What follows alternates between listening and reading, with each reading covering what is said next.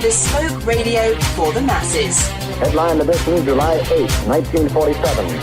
The Army Air Forces has announced that a flying disc has been found and is now in the possession of the Army. If the game is rigged, change the game. Game changer. I occasionally think how quickly our differences worldwide would vanish if we were facing an alien threat from outside this world.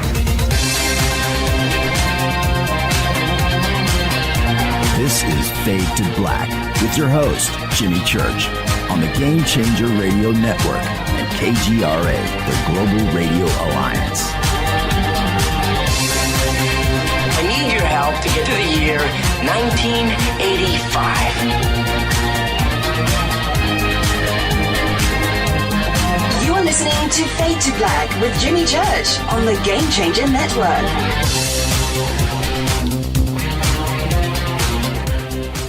Good evening. Fade to Black. Bespoke radio for the masses. Yeah, and how you doing? How you doing? Today's Wednesday, February 12th, 2020. 43 days into the new year, just 327 days left.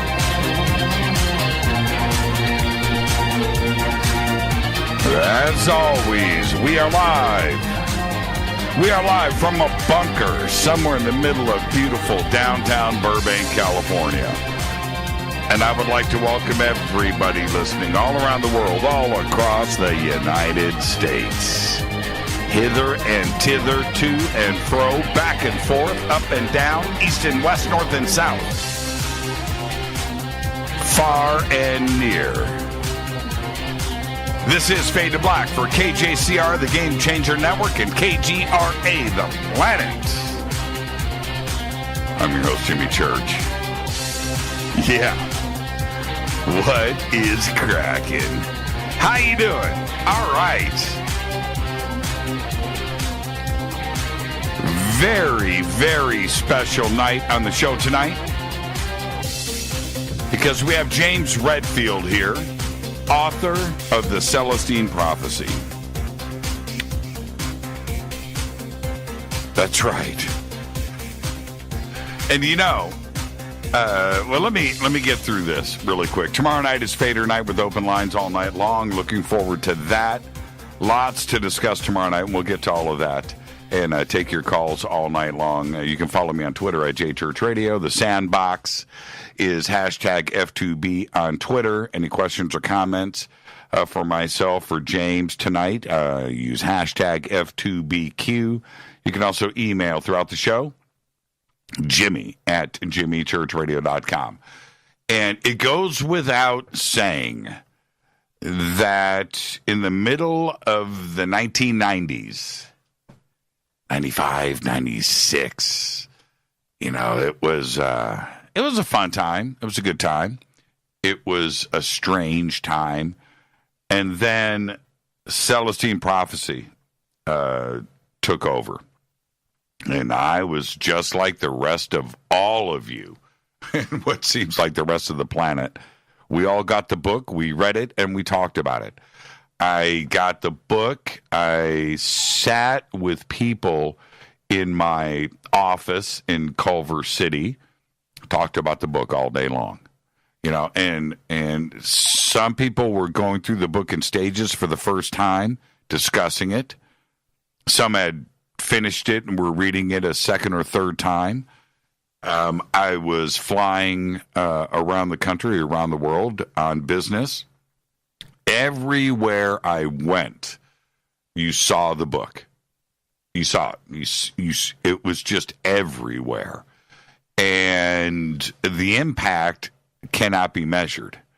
But to go 25 years into the future to tonight, when I am able to sit down with James Redfield and have a conversation with all of you, that is truly special, and I am looking forward to this. It's going to be it's going to be a great conversation. Been looking forward to it. So somebody pinch me.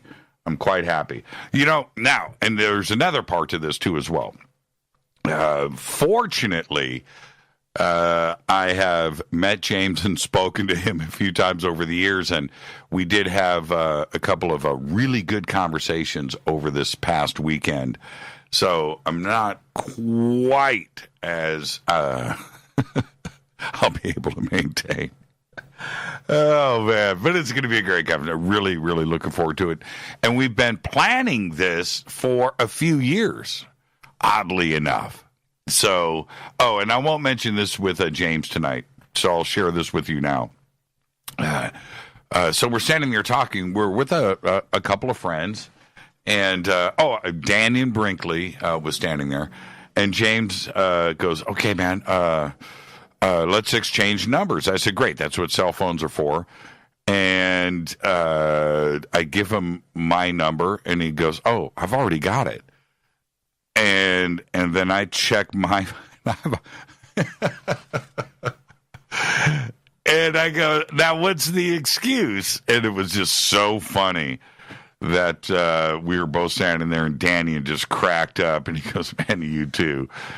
You too. Okay, so anyway, James grew up in a rural area of Birmingham, Alabama, and is the author of The Celestine Prophecy, a book that remained on the New York Times bestseller list for 165 weeks. That is 3 years to you and I. Sold over 5 million copies and has been translated into 34 languages. While majoring in sociology at Auburn University, he studied Eastern philosophies, including Taoism and Zen. He later received a master's degree in counseling and spent more than 15 years as a therapist to abused adolescents. In 1989, he quit. He quit his job to write full-time about interactive psychology, Eastern and Western philosophy, science, futurism, ecology, and history.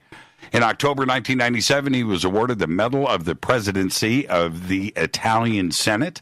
And in the spring of 2000, he received the Humanitarian of the Year honors from Auburn University. 2 months later, he was honored by the International New Thought Alliance with another Humanitarian of the Year award.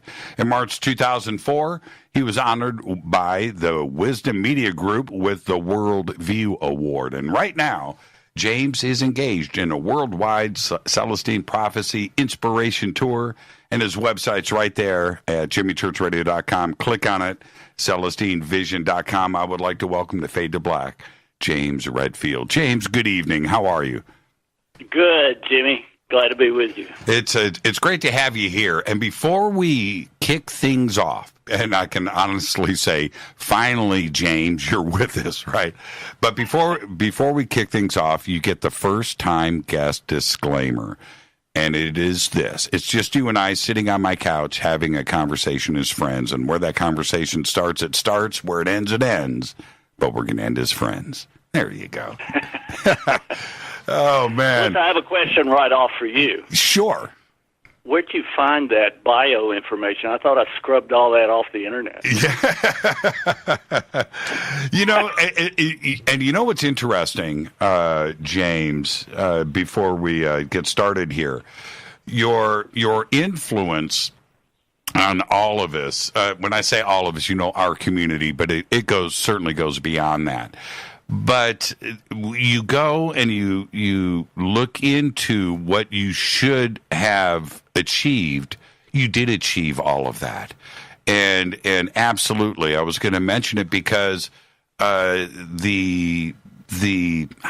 want to say the emotional connection, you resonated with us. Those things need to be recognized, and they certainly have been. So thank you for everything. Well, you're quite welcome. It's been quite a journey, and I've enjoyed most of it. And it's still going. I mean, we always talk about it. It's a new time in the world, and how could you not be excited about that? Yeah, and going back to your comment, I think that is a genuine statement. What James is referring to, everybody. I requested a short bio from James, and he sent me a nice, short, to-the-point bio. And I expanded on that just a little bit. and that's what he's referring to. And absolutely, James, I was going to go there. Next time around, it'll be your short bio that you send me. How's that? No, I'm just kidding about all that. I came from nowhere like you did, and everybody else that I know who's really made a contribution to, what we globally call consciousness. And it's fun, and it's something that everybody can tune into, and it's getting clearer and clearer what we're doing, and really how to tune in and have this, this greater life that we poke around and talk about all the time. We had, I want to take a couple steps backward here for the audience. You and I had a private conversation over the weekend. And I want to go back and visit one of the questions that I asked you privately, if you don't mind. But let's go back there for a second, because I asked you then, I'm just going to repeat and paraphrase just a little bit, but I asked you if you were prepared for what eventually happened, because when it happened fast, and it happened big. It happened globally. Were you ready for that? And I don't think anybody really is. No. Yeah, take me back to the... I was a little older when it happened. I'm glad I wasn't like 18 or 22 or something, like a lot of, say, athletic stars get thrown on the scene do. But I was prepared to deliver the message. I wasn't prepared for the media hype, and back then it was a slightly different world. A lot of books beside the Celestine Prophecy has mellowed out the conversation about spirituality and consciousness. Right. But back then, there are a lot of religious institutions that stood guard against that conversation, and so it was interesting that I was able to navigate that. But what my strategy was is I just let the book speak for itself. So I didn't seek the limelight. Tony Robbins tried to train me in what he does and get wild on stage, and I never did that because I think that I wanted the book to just make its journey, and how the book was created, that's a whole different story. But when it went, most people know it went viral. It started off with me doing publicity on a self-published edition. And it went so viral that I finally turned it over to a big publisher, and who got it out there in all these countries. But it was already being passed around to different countries just by word of mouth. And there's a reason for that. But as that pushed forward, it just snowballed and wound up being, for 2 years, it was the best-selling book in the world. And what is interesting, if I may jump in, back then I was hearing the chatter, right? I was hearing about this book, and it seemed like everybody was talking about it. So I went down to Borders Books right across the street from the house, and I walked in, and it said, Celestine Prophecy, do you guys have it? And the guy looked at me like I was nuts, right? And he points over. He goes, "It's right there." And they had like a Christmas tree display, right? I don't know, 500, copies of it stacked up. And I enjoyed this guy's laughter at that point, being so naive. Went over, picked up the book, and got it. But it seemed that, and this is what I think is most interesting, I read the book in a week, probably 3 or 4 times. It was an easy, fun read, right? So you just plow through it, flip it over, and start over. And what I found that, whether I was at work or traveling the country, I was speaking across the United States, the conversations were there.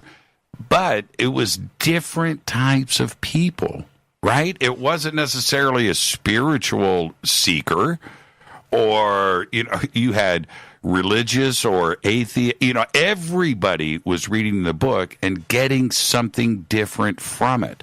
I almost felt like we weren't reading the same book, which was great, because I would converse and get their take on it too as well. Did you find that was ultimately the end result, where everybody got their own individual taste of it? I think that it carried the reader through 9 insights that once grasped would lead to a totally conscious planet. So that's a people with every motivation, wants to see, well, what, how would that help me? I don't know that I believe that or anything could create that, but what is this? And because it's a story, it's a novel, it's a adventure story. It just takes the reader step by step through what I would call now, that steps into what we know is a very practical, active consciousness about how our lives can go forward, and we can live our most secret ambitions. That all can happen, and there's a part of the universe that is still basically hidden, that is ready to act and help, and for these dreams. Now, you can't be too controlling about it. You have to, as you have to allow your intuition to guide you. But it's once you discover that flow, then you begin to see it kind of everywhere. And I think that's why people start talking about it with each other. How do we get this flow in life? Is it really designed into the quantum physics of this universe? And I would say, yeah, it really is. But we first of all have to be open to it, and second of all, we have to just change our reaction patterns in the way we live our lives. And it's as simple as that, and as hard as that. Now, when you write something like this with this kind of impact, did you find people were approaching you with they were expecting you to be like the Dalai Lama, right? You know what I mean? So, a spiritual guide and entity, and they were. But I've met you, right? You're right. Just James Redfield. But was there this kind of expectation that you found yourself in, and a certain responsibility? Well, I certainly wanted to be clear about the book, and I was determined to, I had, speaking engagements from the very beginning. But what I tried to do is reflect all that energy. James has all the answers back on the audience. Right. And I learned how to do that so that when I got the questions, I would just say, well, what's your intuitive answer to that question? So that's the way I avoided being, overwhelmed by expectation. And it was also my opinion then that this book needed to just permeate the world. I mean, it didn't need to touch people's consciousness in the way the book turned out to be able to do. And can I ask you? Really? I backed away from any kind of teaching modality or anything else. I haven't done that until just recently. Right. It's a new time in the world. Did it ultimately work for you? Well, I got a lot of during the first tour with the book, I got a lot of sort of negative reactions from the spiritual community, but not what you might think, because, and again, there's nothing in the book that really challenges anybody's religious beliefs. It's about how do we apply whatever this is we think we're opening up to, and how do we make it work in our lives. So, the whole time I tried to be less of a media figure and just keep writing the books. And as you know, I've written 4 in the series. So that was my game plan. Although now, because of what I think is happening out there, I'm much more active as a teacher. There is just a couple of more questions about the old days, and then we're going to move on to today. All right. But because this is the first time that you've been on the show with us, and it's my first opportunity to ask these questions, and certainly the next time you're on the show, we're going to be in a whole... How it arrived to me is a pretty interesting story. So, and you mentioned novel earlier, and you did try to drive that home back then. But as I read it, and so many others, but I read it as a novel. But it seemed to me that this book was you and your experiences, and that you went to Peru, and that you found this cave, and you discovered these things. How much of it is part of your, a nonfiction setting? I would say now quite a bit. It was pretty mystical going there, for one thing, but it was also a combination of experiences, in Sedona, Arizona, and some other places. Right. So it's certainly a novel about my experience and the experiences that I've witnessed in others.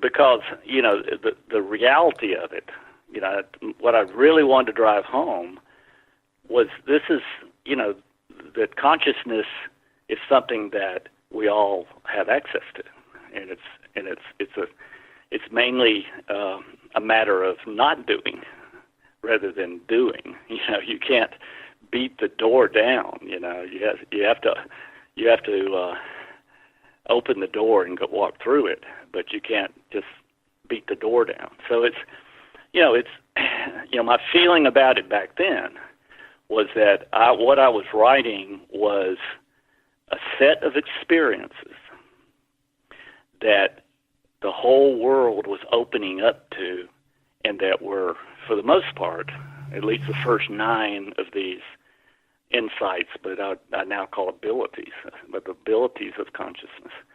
But, I wrote that first book knowing full well that people had achieved the states that I was describing in that book, and it was in the world, and it was just a matter of people finding their own track into it, and that happens, as you know, in a variety of ways.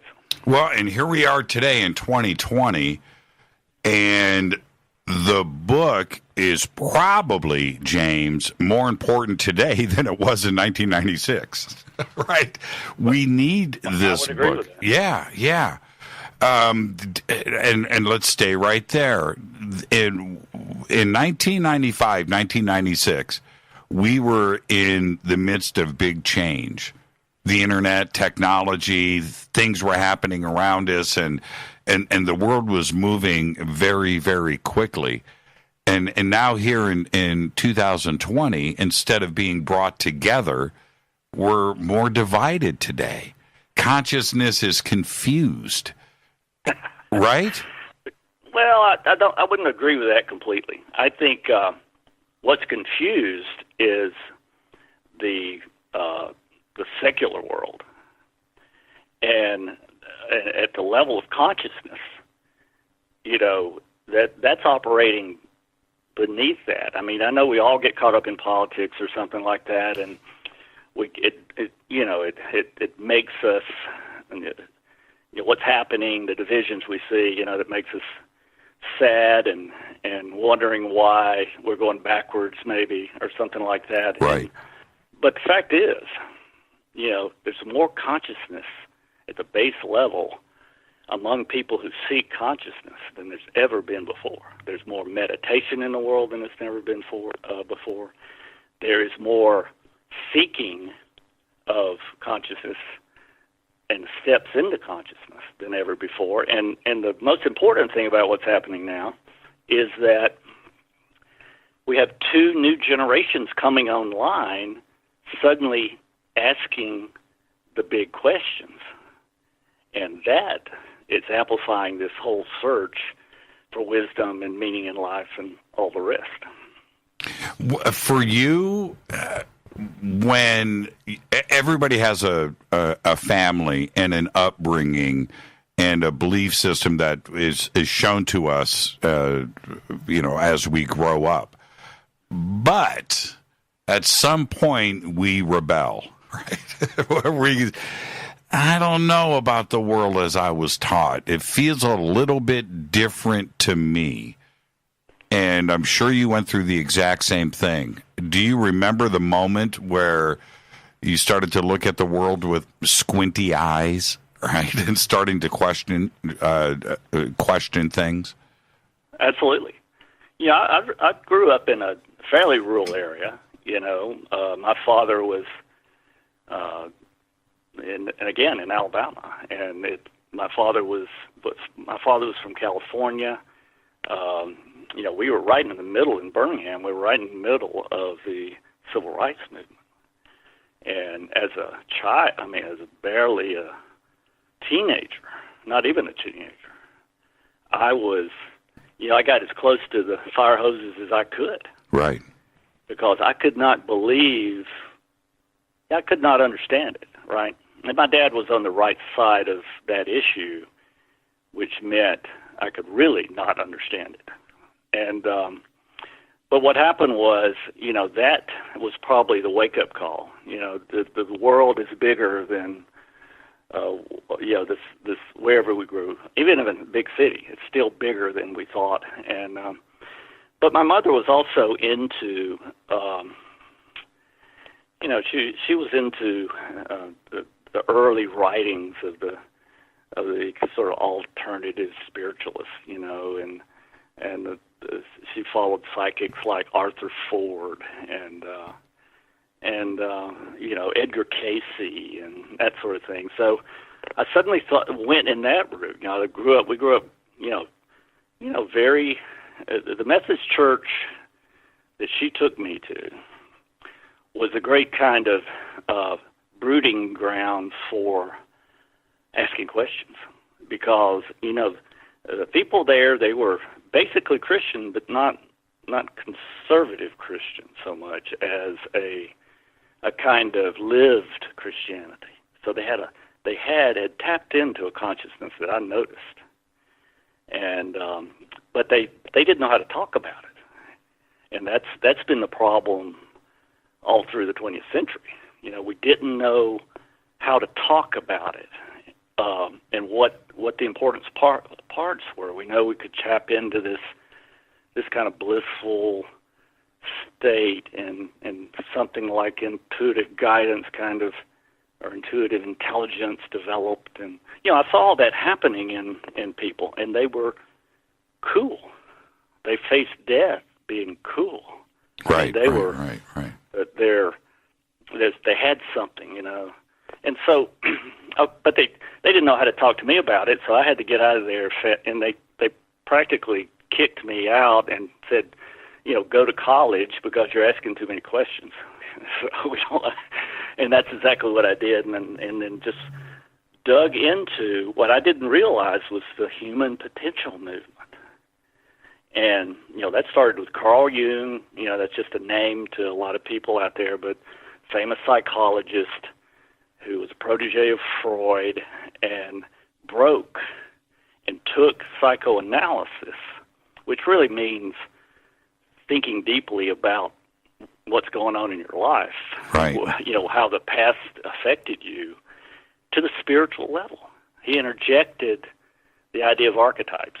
And not to get too deep in the weeds, but we all have a part of our brain and soul is wired to wake up and to move into this kind of consciousness and flow, and when it happens, we know it, and I think we know how to just start from scratch and enter that for the first time in forever. I think the human potential movement is reaching a crescendo of consensus about how to move into these mystical states that can energize our lives in a very positive way. Was there a Zen? We've got about 3 minutes before the break. Was there a little Zen community in 1975 Birmingham for you to hang out with? Were you reading like Carlos Castaneda and Zen and the Art of Motorcycle Maintenance? You know, how did you? Well, when I was, I moved out and headed to college and went to Auburn. And Auburn, like every other college at that time, had people following the human potential movement. And they were talking about Eastern meditation, Eastern thought, and how does that affect daily life, and all those questions that were going on. And yeah, there were meditative Zen. I mean, this is the heart of the South.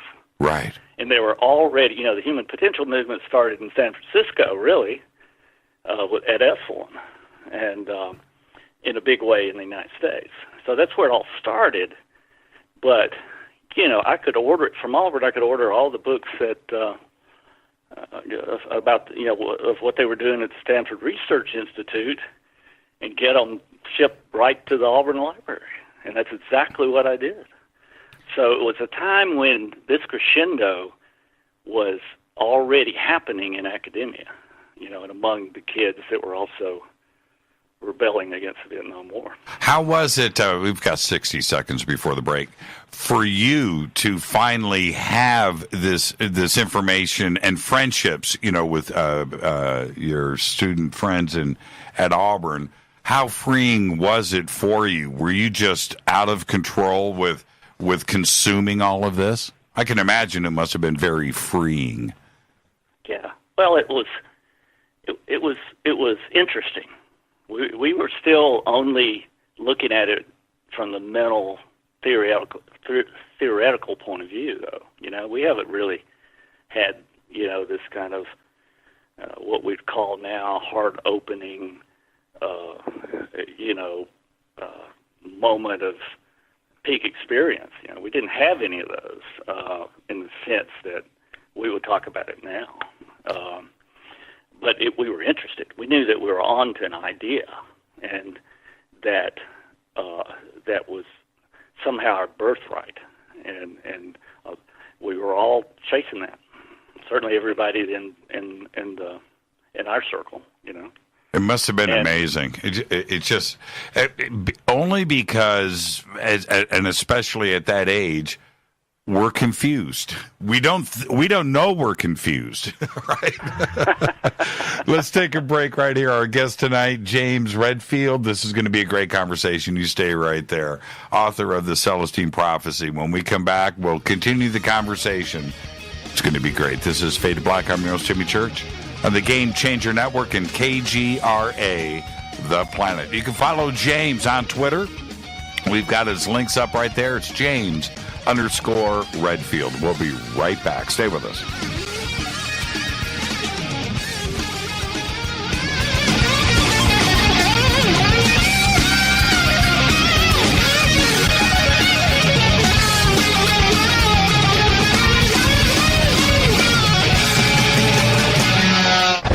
All right, I'm back. I just... that was me. I literally bumped our audio rack and stopped the commercial playback. So that's it. We just came back from commercial. Just like that. And James, you got to love live radio, right? Right. That was just too funny. I was just goofing around, and I spun my chair, and my knee hit the stop button on the rack of gear. I was like, what happened? Okay, all right. And if that fires back up, let me mute this. Okay. One of the questions, James, that I have for so many guests, and I've done almost 2,000 interviews over the years.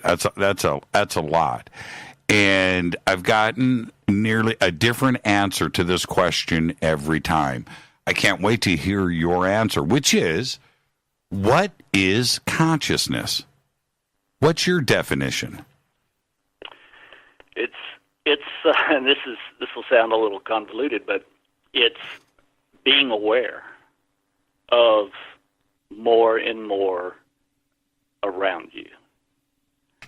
Okay, so and what that means is, and at the top of this opening is an awareness that the mystics talk about, which is a perception of the universe and all that's behind the universe and included in the universe from a perceptual point of view.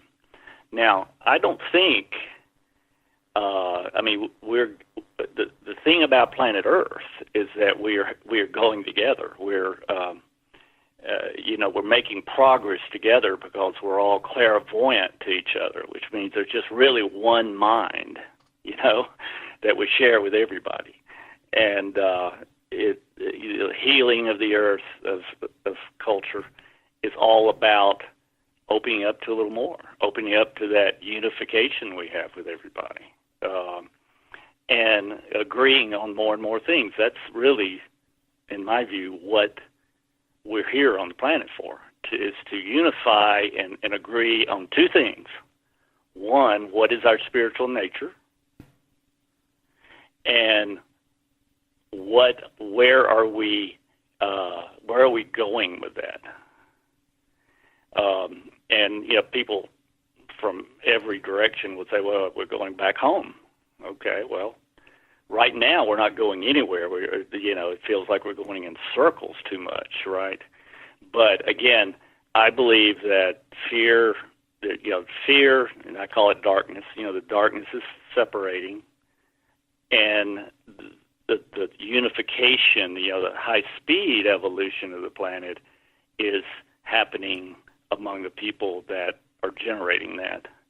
So that's a long answer, but it means we're becoming more and more aware, not just of that we're here, from a spiritual point of view, not knowing why, and we're systematically learning more and more and agreeing on the nature of our spirituality, and then we're unifying around that, and that's the game. That's the master game for humanity since the very beginning. Well, the answer to those two questions are infinite, right?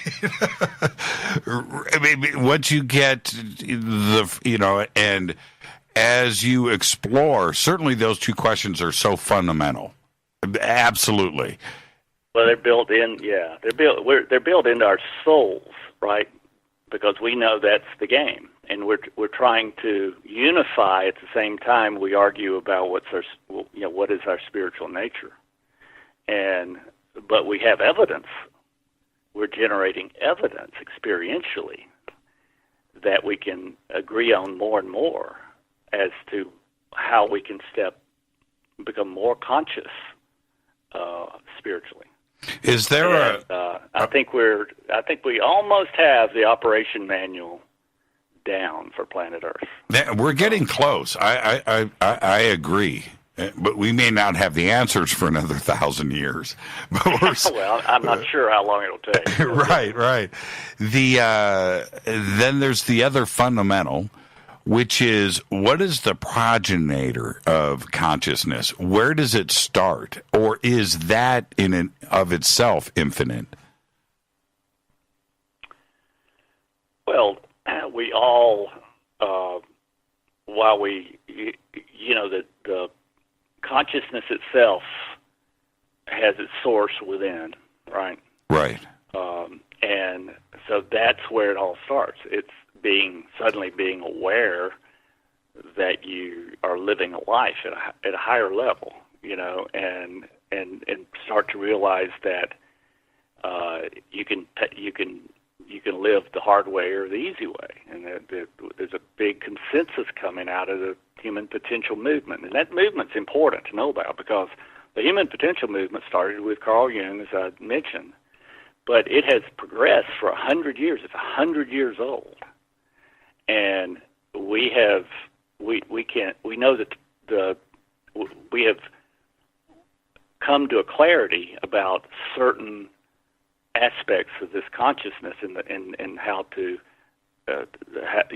grow in consciousness or open up more to consciousness, but also to energize certain impulses and goals that we seem to come here with to help humanity evolve. And so anyway, I think we're reaching a clarity about that. Why is it, you just mentioned one of the most brilliant statements that you can make, which is we've got two choices, the hard road or the easy road, right? Or, the good or the bad. Why is it that doing the wrong thing is so easy, right? Why, because it seems the safest path, It seems safe. You can, if you're a taker, you can, it seems like you're taking care of your security by taking from others, right? And that's how you rationalize it. There's no meaning to the world. The whole secular atheist sort of mantle is, you can invent and do whatever you want to because there's no meaning to the world. We're all accidents of the universe, of evolution, or all the things they say. Right. And it's safe, because we're without consciousness, spiritual consciousness. What we are is just people running around trying to get the best we can with our egos in life. And as you say, that's the hard way. And I can tell you the most spiritual person on this planet is a physicist, atheist, when the plane is about to crash. That's right. I guarantee it. More spiritual than you and I combined at that moment. And this is what I find really interesting is that, and you just mentioned this a minute ago, in that we are closer to finding these answers, and so is science. They are pushing all of those atheist scientists, physicists that are out there trying to figure out at the quantum level what is going on. They are starting to find out that consciousness is a problem for them because that's an issue that is out there that they and science and consciousness and spirituality now are starting to overlap, and they don't like that. They don't. And once that blows out, then their belief system collapses in that there is nothing, there's no ghost, there's no life after death, there is no spirituality, there is no conscious. But they're going to find out that there is, aren't they? Yeah, absolutely. There's so much evidence from the near-death experience research that we're basically spiritual entities in this world, trying to keep our energy field from, getting sick, because of the way we treat this energy field that we call our body, So there's a big wake-up call happening everywhere, and so the dark side is very, very, this materialist, hanging on to this materialism. There's nothing but material, nothing but the things we can have fun with, or, the relationships we have, that's all there is. And they don't want to think about what happens in the afterlife. In fact, the humanity was almost totally closed off. We had all these religious pictures of people flying, floating on clouds and playing harps, as that's heaven, right? But really, they didn't want to know. I mean, they didn't even want to bring up the question. So that's why people leave their relatives in the nursing home and never visit because they don't want to be reminded that they're going to get old. It's the denial of death.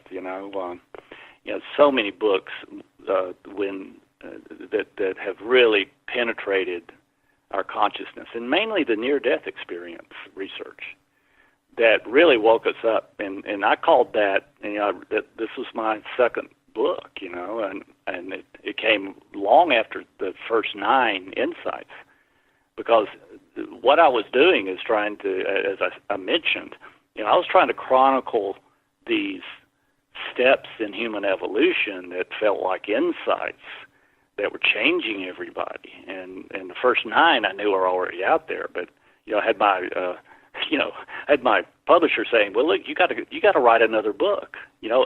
Write the 10th insight." And I said, "Well, I don't even know if there is a 10th insight. The only ones I know about is the 9th. This steps in awakeness, right?" But soon I realized, with all the near-death experience, we were having another revelation in human thought and human understanding. And that's when we finally realized that all this religious talk about heaven was a real place that we come from and go back to. There's tons of research looking at these testimonies of people who've died and come back. And, it's very persuasive on what the process is when we come over, and really, thanks to Daniel Brinkley, what the process is going back the other way. The ideas of quantum entanglement, quantum physics, the things that happen in that world of science, and I'm talking about the multiverse and parallel worlds, and of course entanglement. Right. All of this suggests the near-death experience, right? Interdimensionality of us, and if they are going to say, because of string theory, that there is another 7 dimensions beyond the 3 or 4 that we live in. If they want to suggest all of this, then that is heaven, right? Or another dimension and another world and consciousness and beings that are living in those worlds. You can't have one without the other, can you? Well, it's I don't know that they've tied it together. I don't think they have the mathematics of a dimension we can actually large enough to really walk around in. But I think that the concept is out. That's and right. That gives more validity to all our traditions that say, there's some kind of afterlife, and we are spiritual beings, and we come here and we go back, and we're essentially we leave our body here, but our astral body goes with us. And that's essentially who we are. Is consciousness electric? Is there a tangible side of consciousness? Is it measurable? Well, they've done some experiments weighing people while they're still alive on their deathbed, and just after they pass. And the soul essentially leaves, and they're lighter by a valid amount. So I don't know. That gets into the weeds of we've got a lot of physicists out there. We have a lot of mathematicians. They want to find a mathematical formula for it all. And there are some people out there trying. And when that happens, we'll have a new physics that I think, as you suggest, that's multidimensional. I can't wait for that. I want. There's a part of me, James, that I not in a negative sense, but I need some folks out there to eat crow. Well. They're already eating a good bit, just because we understand it psychologically, and physicists don't really recognize any other science but their own. But the psychological validation, but just because of the key experiences of spiritual consciousness can be validated. It's easier now, as I've said, than ever before in consciousness to validate the chief experiences that give us evidence of that we're spiritual. We have a consciousness. We're living in a universe that's designed for us to pop into consciousness and to virtually live miracle kinds of lives. And for the most part, not enough people have lived this way. But I'm saying openly that we know how to open up to this level of life, and that there's a karmic design to the universe. And for the first time, we're actually trying to get into alignment with that karmic design, and then that's when everything changes. How did we so quickly, James, even since the release of the Celestine prophecy back in 95, 96, how did we become so unraveled so quickly? Well, it's what's unraveled is the material has unraveled is the materialistic paradigm, right? Right. Everybody,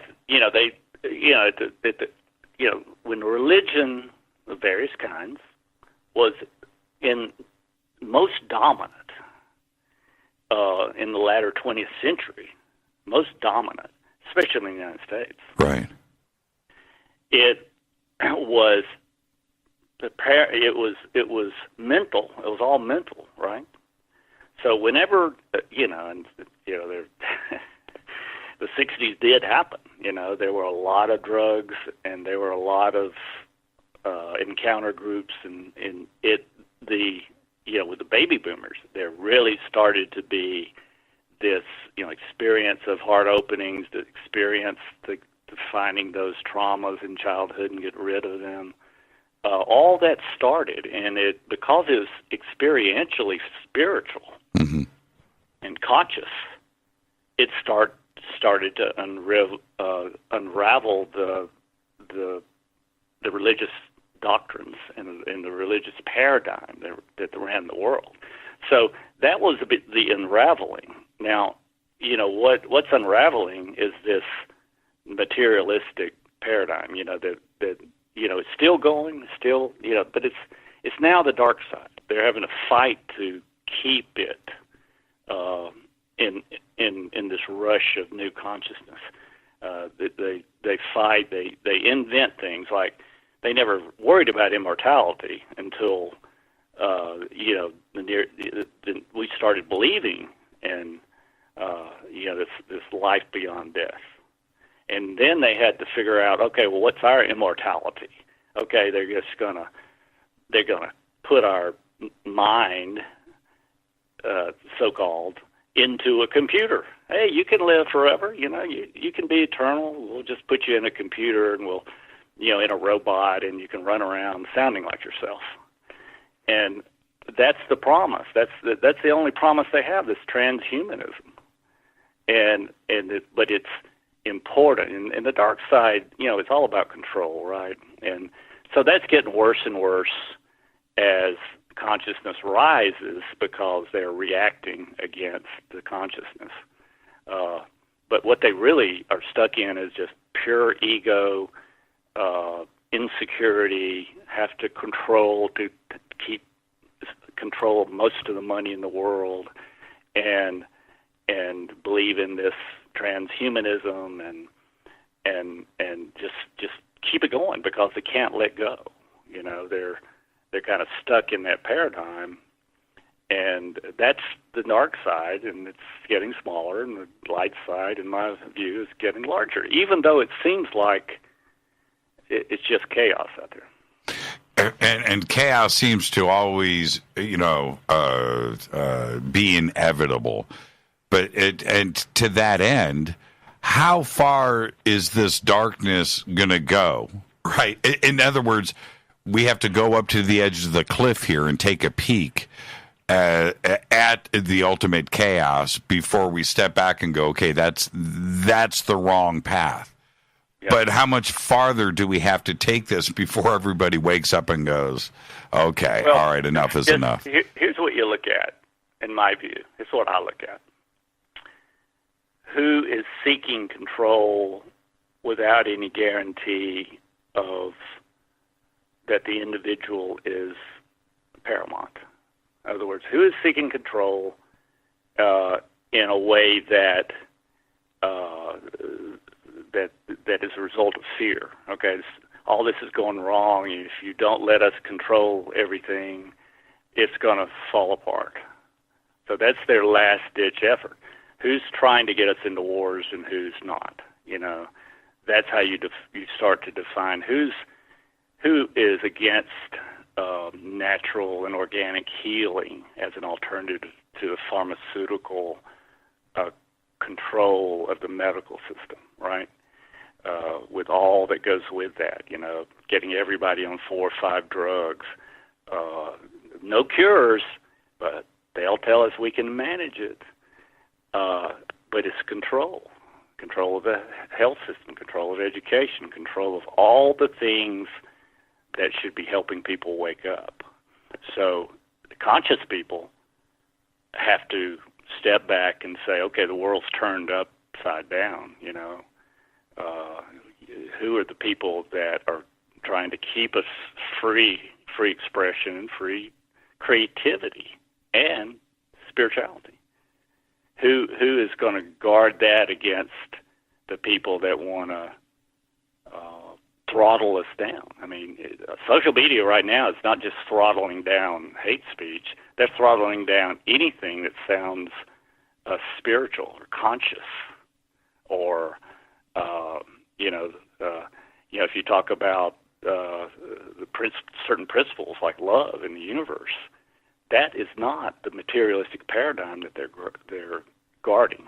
So, I'm not choosing sides or asking anybody to choose sides. I'm just saying, guard your free creativity and your spiritual path, because there are people that want to lock you into a pharmaceutical matrix.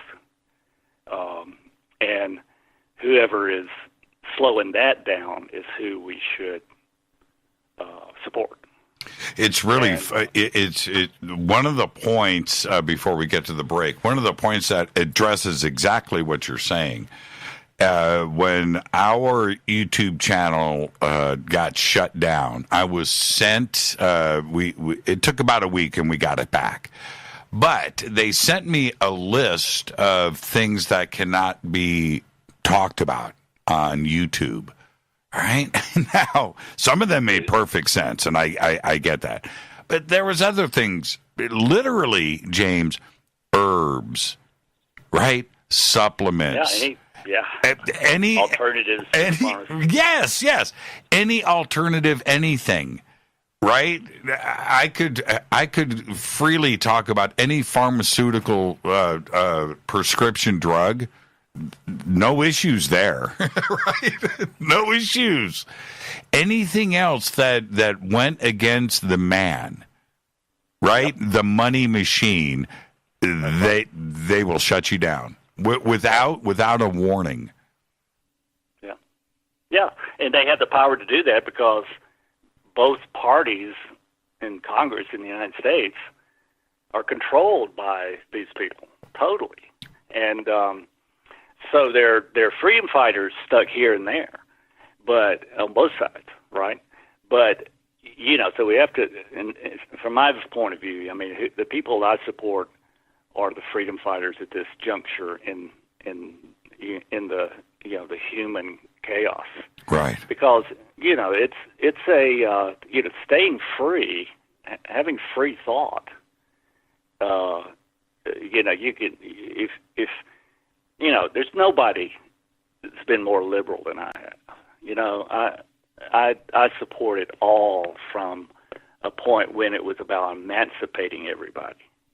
But when it moves to, when the same people are now talking about controlling everybody because they don't like the talk, then, you have to step back and say, okay, the whole political world's upside down.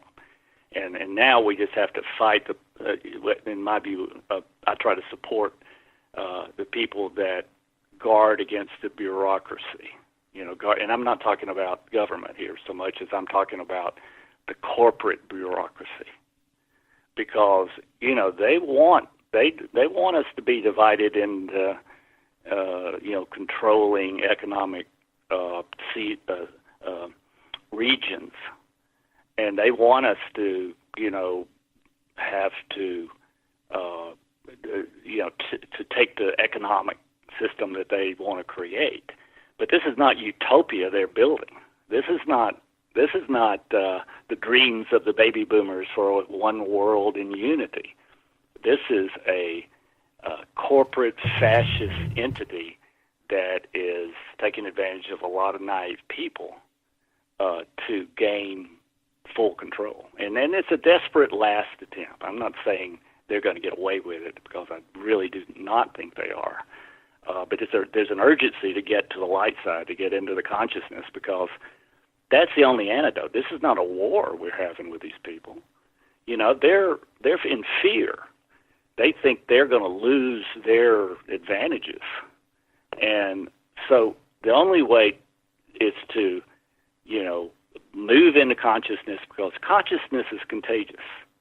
And, the individuals who are involved in this network of corporate craziness, they can be, they'll come over to our side because they look and they see us and they see something more free and more creative and more satisfying and more healthy and all the rest.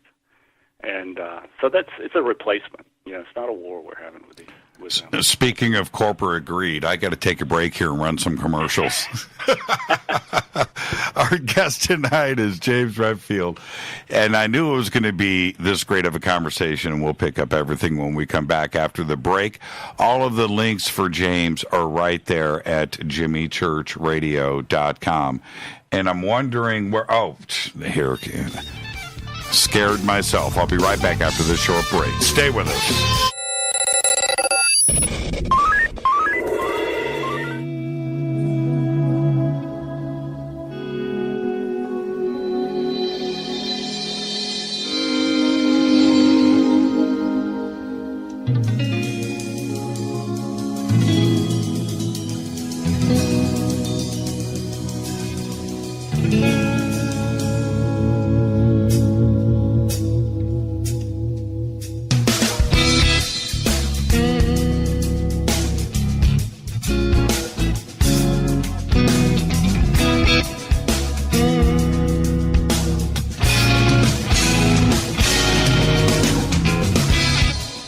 Welcome back, Fade to Black. I am your host, Jimmy Church. You can subscribe to our podcast. It is just $2 per month. We have over 1,180 shows right there archived for you for just $2 a month. Go to the podcast banner over at jimmychurchradio.com. Our guest tonight is James Redfield, author, of course, of the Celestine Prophecy, going all the way up to the 12th. And the 12th, before we get to that, is the latest book. But you mentioned to me, can I mention what you mentioned to me? Sure. I knew you wouldn't tell anybody. So. Yeah, here we go. Yeah, right. And I didn't. I held back. But Go ahead. There is going to be a re-release of the Celestine Prophecy with an extensive addendum. It's already here. I'm on the road with it now. And so it's out. And where can everybody go and find it? Well, it's interesting because you'll have to look around Amazon, because we've had several editions, but find the one that's the most recent edition.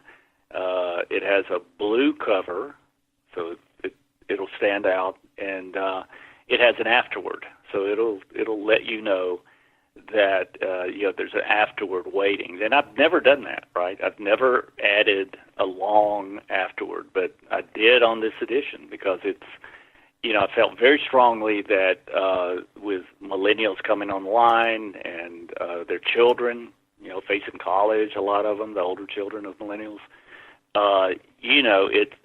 it needed to be put in perspective. And the book, of course, is about waking up, and that's really the title of the afterward. Have you found your bliss? I'm pretty blissful, I have to say. I really think there's ingredients to that bliss, and the most important one is meditating, and meditating in a way that mindfulness meditation you can do a lot of different ways. You're just trying to calm the mind, right? I believe the most effective meditation is one where you are seeking to heal the heart. So you do it the same way, but you let go of not just the chatter in your brain that's mental, but the emotions that erupt because you have to let those go, and I really recommend a mantra where you really you're repeating to occupy your mind. You just and keep the chatter from allowing you to let go of the chatter. You intend to open your heart to a kind of primary emotion, and it's true across all religious traditions, all mystical adepts, and the key to, as you say, finding your bliss, but also finding your greatest creativity and your intuitive intelligence and all these experiences that come with a spiritual life. The key is opening your heart to a kind of state of love, essentially love. And I have people argue with me about this because they think love is too syrupy. Everybody talks about love, but they really don't show it and all that. But there is a genuine kind of heart opening that happens, and what you get is a kind of state of agape love. And if you intend that, you will get to that, and that's our primary emotion. And if you practice that long enough, then the other emotions, the lower emotions of anxiety and hurt from things other people have done, and anger, and all the things that knock us off our path, they can bounce off this solid core, and that's how you stay stable. And I know there's a lot of fear out there and anxiety and all the rest, but I believe that this is the fastest pathway into a kind of spiritual solution. Can you get to that spiritual solution by accident? Right? Can you stumble into it without even knowing or practicing or reading about it? Yeah, it's pure. It's just a gift from your soul. The peak experiences are, the research on peak experiences is, if you research that, you'll get the phone book, because all these spontaneous spiritual experiences happen spontaneously all over the place. A sunset can do it. The birth of your child can do it. Right. Just a helping hand from a stranger sometimes does it. But it's sort of across the board opening. In other words, and it's my message right now is that, hey, we're wired for this. And if as consciousness accelerates, and that's what's happening in my view, it's easier every day to do this. It's easier to meditate than it was before there was so much meditation happening remember, it's the group mind, right? And so all this meditation for every point of view that's happened over the last 15, 20 years is elevating general consciousness. So we can get into this consciousness easier now. I know it used to be hard to meditate, but it's easier now. It's hard. It used to be very hard to have a flow of synchronicity that kind of opens doors, just unbelievably for yourself. But there's key changes we have to make in our reaction pattern and how we live in order to really manifest that on a long-term basis. And I think getting our karma straight, is the most important part. Once somebody gets behind the ball, James, and it's hard to catch up. They've messed up their karma. Now they're upset, and because they're not achieving the things in life that they thought, and now they're getting a negative aura about them, and they're speaking in a negative. They're thinking negative thoughts, and they're behind the ball.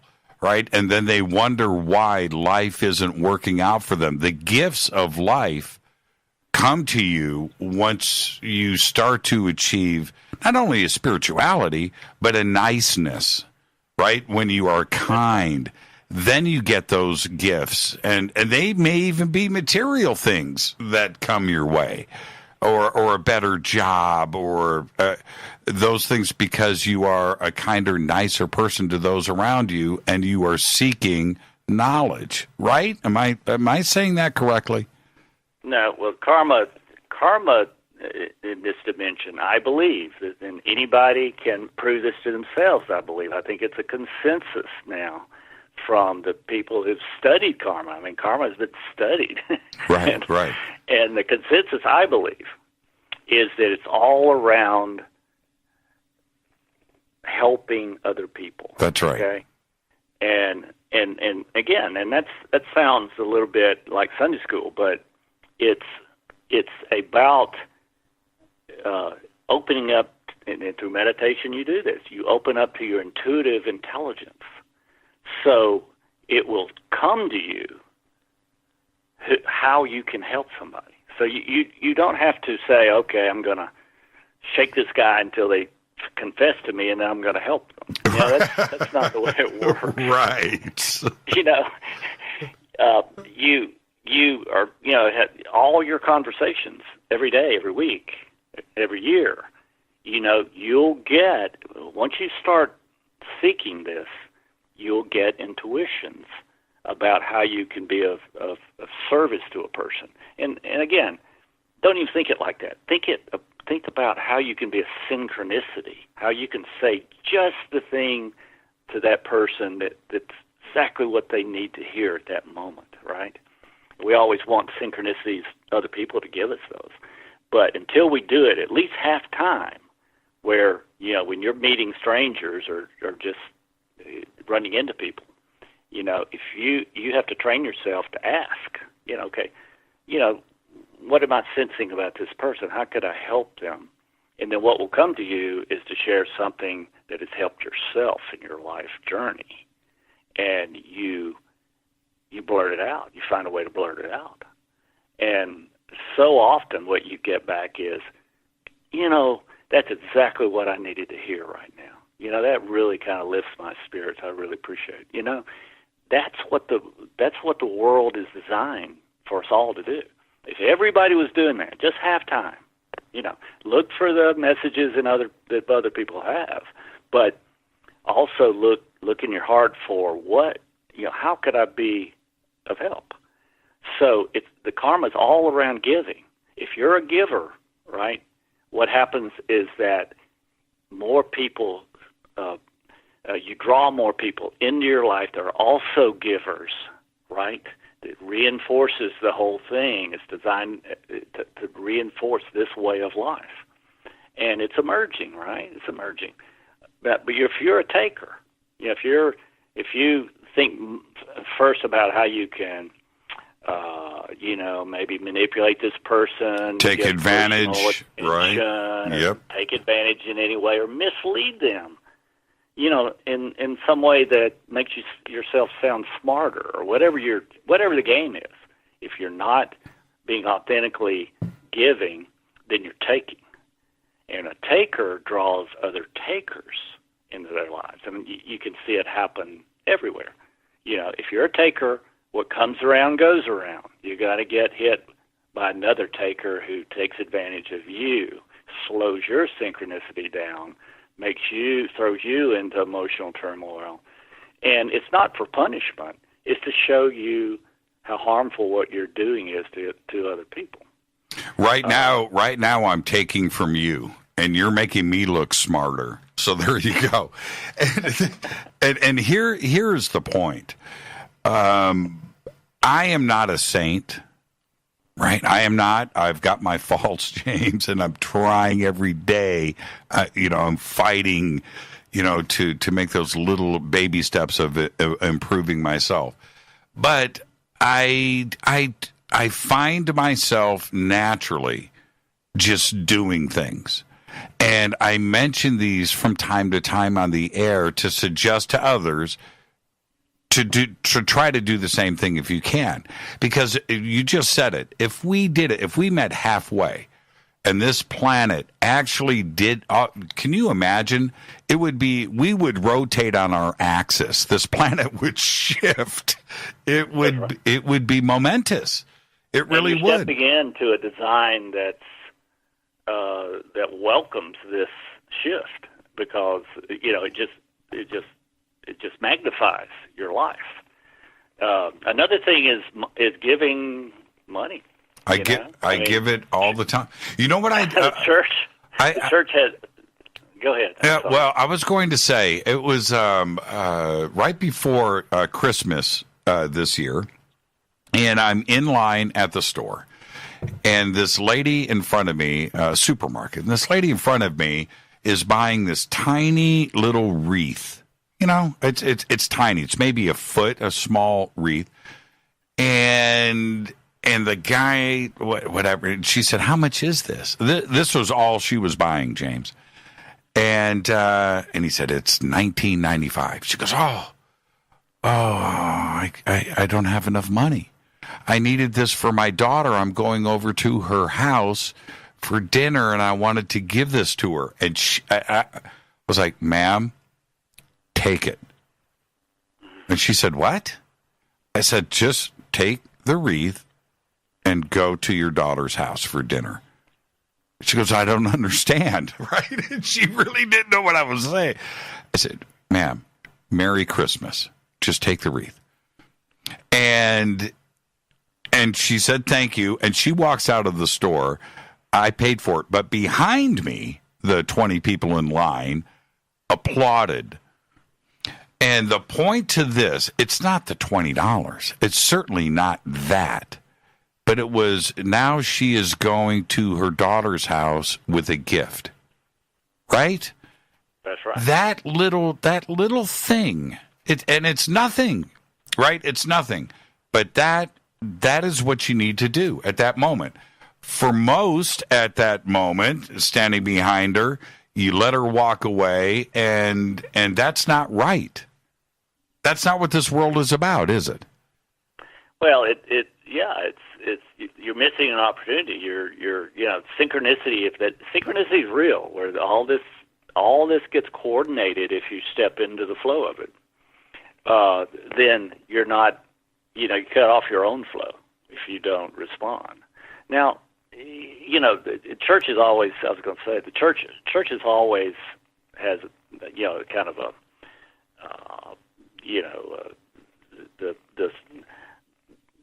the corner on all the sides, right? Send it to the church, okay? But I believe that it's a universal principle, and what really helps, and this it's part of the transformation of anyone's life, and it helps if you're helping.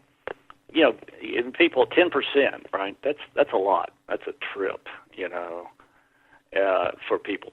But what what I believe that we can do is just start small, 1%, because there's something magical that happens because you got this money in your hand. Okay, I'm going to give this much away, and put it in your pocket, and you just wait, because what will happen is that a synchronicity will occur where you will have your intuitive intelligence will come in, and you'll get a hunch of what to do with that money. And it's, I've had people, I've had money, and wondering where I'm going to be led to give it. And I've had people drive up, in a big, old junker that's smoking and rattling and come pull up right in front of me and then blow up, right in front of me. Mm-hmm. And, the person gets out, and they're, they don't know what they're going to do with the car and how to get it, and I say, okay, that's clear enough, right? I'm supposed to help with that. So it doesn't have to be anything big. You have to be there at the right time. Nothing is more satisfying, and nothing is more evidential that this world, we're in a spiritual world that has a design around giving, and the more you give, the more you're given to, and you just have to prove that to yourself. All you cynical cynics out there, just think about it. It's not anybody, it's part of the spiritual universe that you're participating in, and it always comes back to you.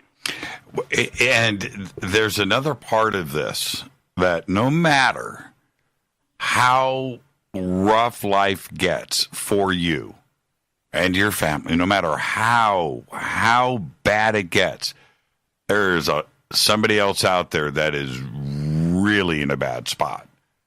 No matter what. And you just think it can't get any worse. Well, yes, it can. And there's somebody out there that is looking at you in your rough spot and is saying, they have it all. Right? And it could be for so many different reasons. And that's why you should always look at everybody as being equal. And I really try to live my life that way. And I know it sounds like some Shambhala. Oh, that's one of your books. But the way they act, though, that's the way they act there. And how do we start to? And we'll talk about this after the break. But how do we initiate these changes in ourselves? I mean, what's the simplest way to make these steps forward? Put a note on your bathroom window, mirror.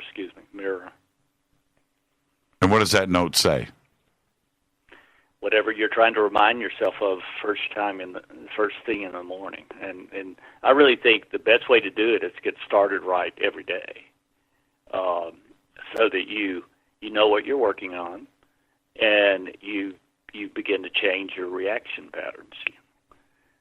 Meditation, of course, again, is at the heart of it.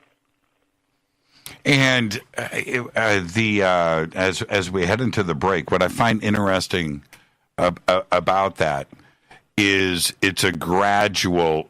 So many want instant gratification, right? They want to buy the Celestine prophecy, and tomorrow they're a brand new person. Unfortunately, it doesn't work that way, does it?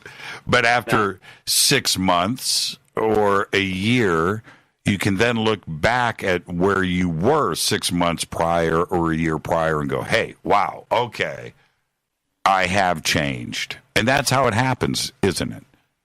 Yeah. You're working on healing your heart, and then you're working on changing your reactions first thing in the morning. It takes some planning. In my view, the critical thing is to wake up in the morning and really wake up. Where am I in my life? Yeah, I know the kids are downstairs and they're going to start screaming any moment. But where am I in my life? What are my questions? What problem do I want to solve first? And then you use intention. And, that's a longer conversation. But intention goes up when consciousness goes up. And it's amazing how well it works at this point. Let's take a break right here, and we'll continue this conversation when we come back. Our guest tonight, James Redfield. So happy. I'm so happy right now. I'm your host, Jimmy Church. This is Fade to Black on the Game Changer Network and KGRA The Planet. More with James after this short break. Stay with us.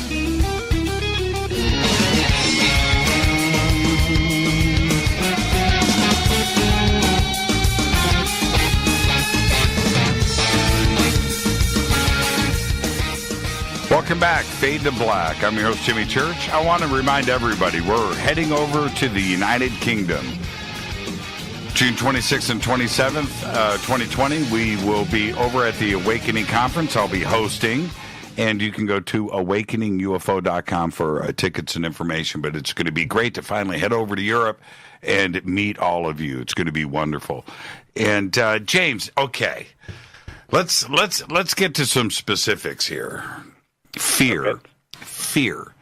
And fear has always, it's going back thousands of years, it's been used to control. And it's just part of the system today. And combined with that, more so than ever, we have the media and social media, but everything today, absolutely everything, is fear-driven. And which affects our emotions and our consciousness. And the man knows this, right?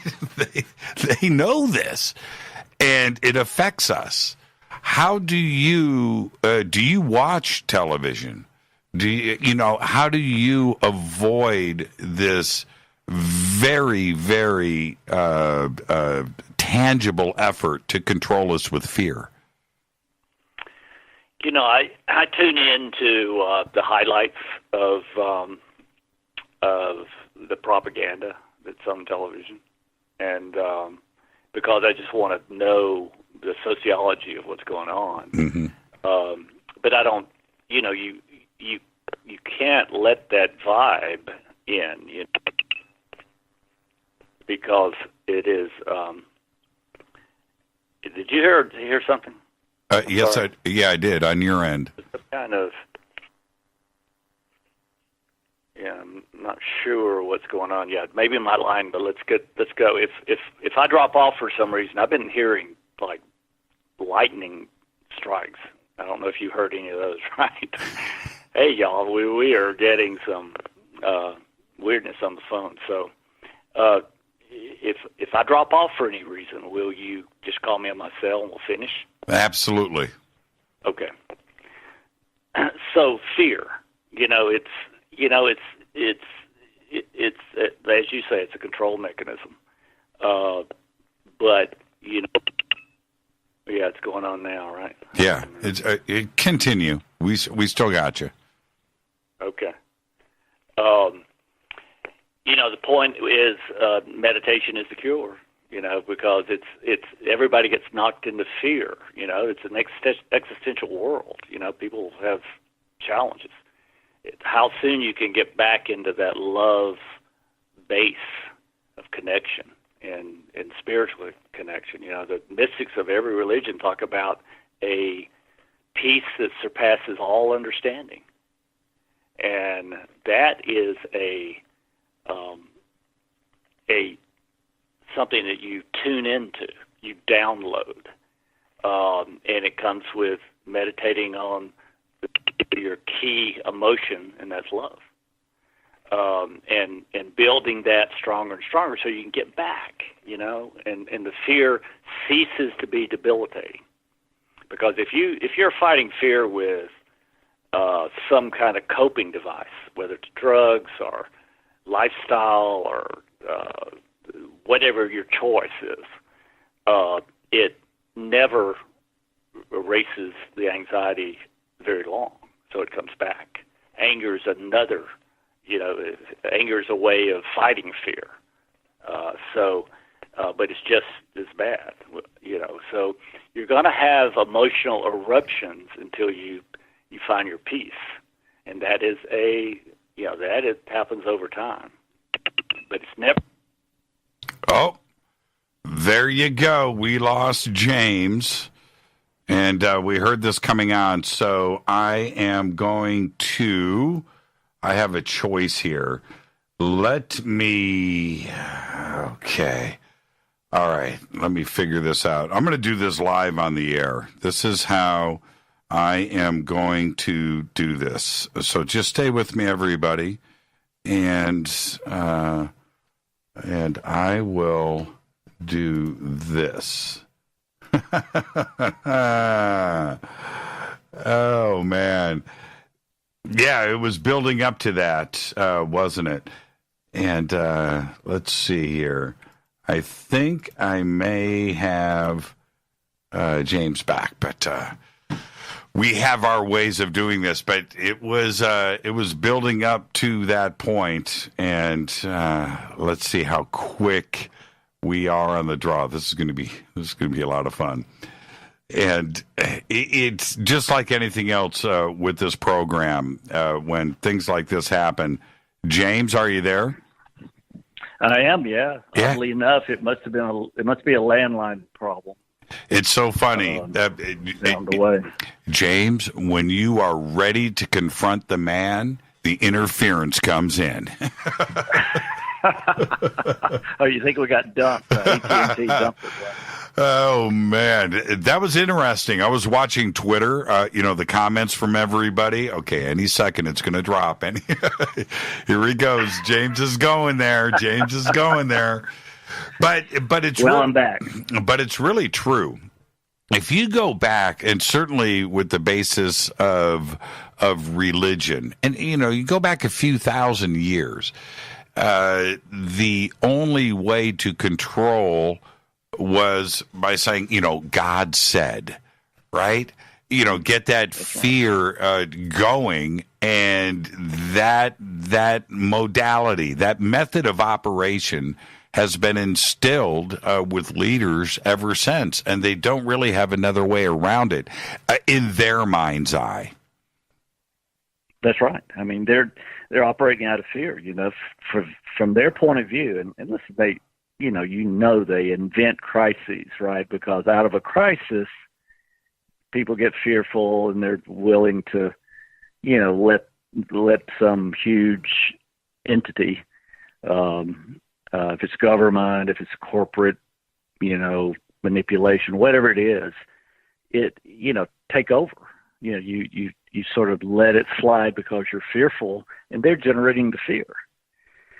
So, the best way is to fight for your free expression, and when I say fight, that's a metaphor. Just hold an intention against that, to that it be surpassed by consciousness, and that's the only way to fix it, because the more desperate they get, the more controlling they get. And so everybody knows that. You see it at every level. And war, it's my view that you've got some CIA driven programming going on now about UFOs, and it's not seeking the truth about this phenomenon. It's creating fear. These UFOs are dangerous. You could just see that movement creeping in. So the next scare is what? A war with UFOs? Is that what they're going to try? Who knows? Well, you can see the writing on the wall with that. I mean, that is just right in front of us.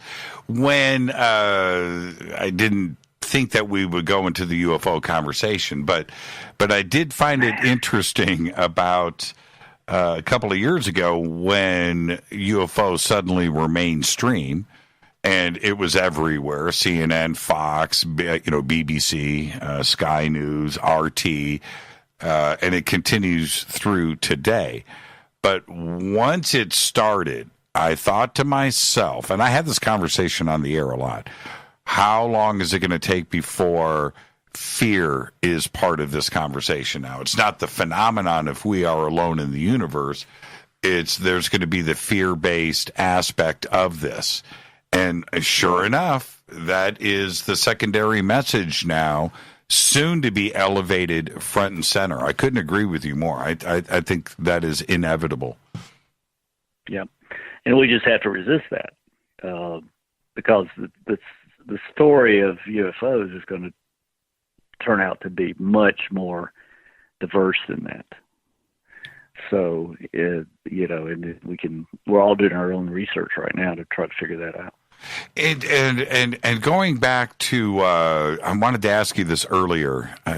When we are talking about consciousness, there are two ways to actually look at it, but certainly the first one is this. If you have a rock in your hand and you're looking at that rock, it's made of the same atoms that your body is. There are no other different atoms, right? It's the same atoms. But I am able to ask James Redfield questions and laugh or have humor or insight. The rock cannot. Where does the transition happen, from the assembly of atoms to suddenly the assembly of consciousness? And if it exists that way, it has to be everywhere in the universe, because atoms are the same in any galaxy as they are here in our Milky Way, right? Right.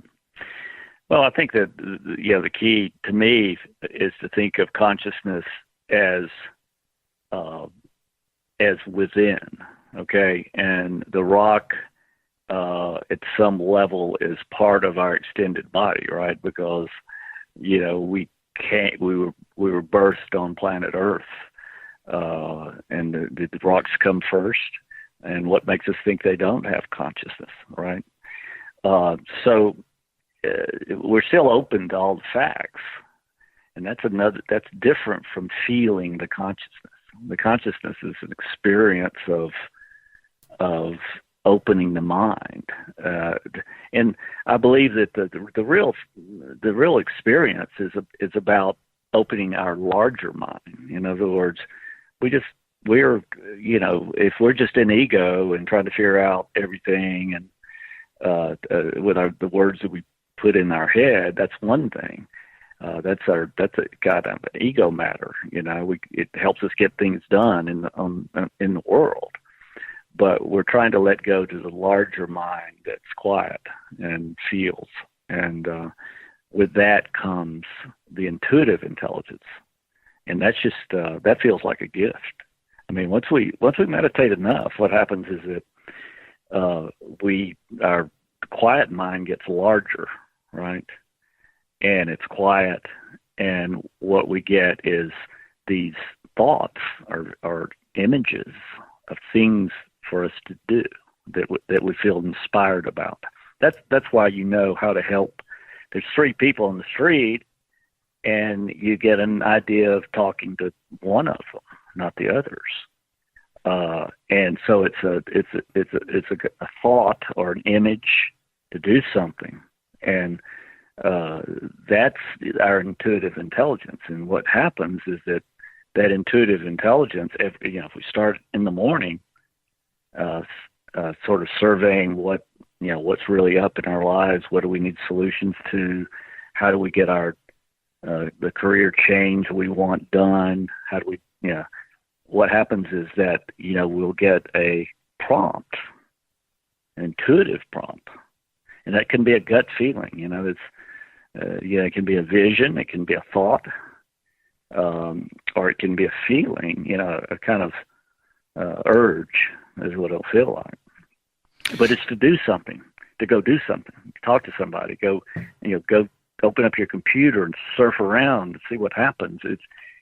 You'll get an urge to do something, and then that will lead to a meaningful coincidence that comes that you think, oh wow, I was just thinking about changing careers, and I was now I'm on the bus or on the subway, and the person behind me is talking about that exact career with their experiences of how they got into it. It can be so specific, it just blows your mind. And again, it's a helping universe, and we get help, but we have to quiet the mind and the emotions, and then we can get prompted to how to get our answers. Now, that's something that and I'm not going to say very few, but more and more every day, people are tuning into. So we're starting to use our intuitive intelligence, and that puts us in. That gives us direction. And sometimes we think that things will come to us, and we'll say, "Oh boy, I'm really smart." I just thought of what to do to solve my problem. Right. And it really something that just came to mind. Right? It wasn't a mental process at all. It was some image or thought, and it kind of arrives. So it's that intuitive intelligence. It feels a little bit like guiding from our larger mind. That's a guidance that's coming from our larger mind. And that's, acting on those intuitions is how you keep the flow going. And that flow is the kind of miracle existence that I think we're ultimately going to step into in larger and larger groups of people. And that's going to solve everything. You make it and just in time, Right, but you also make it sound simple.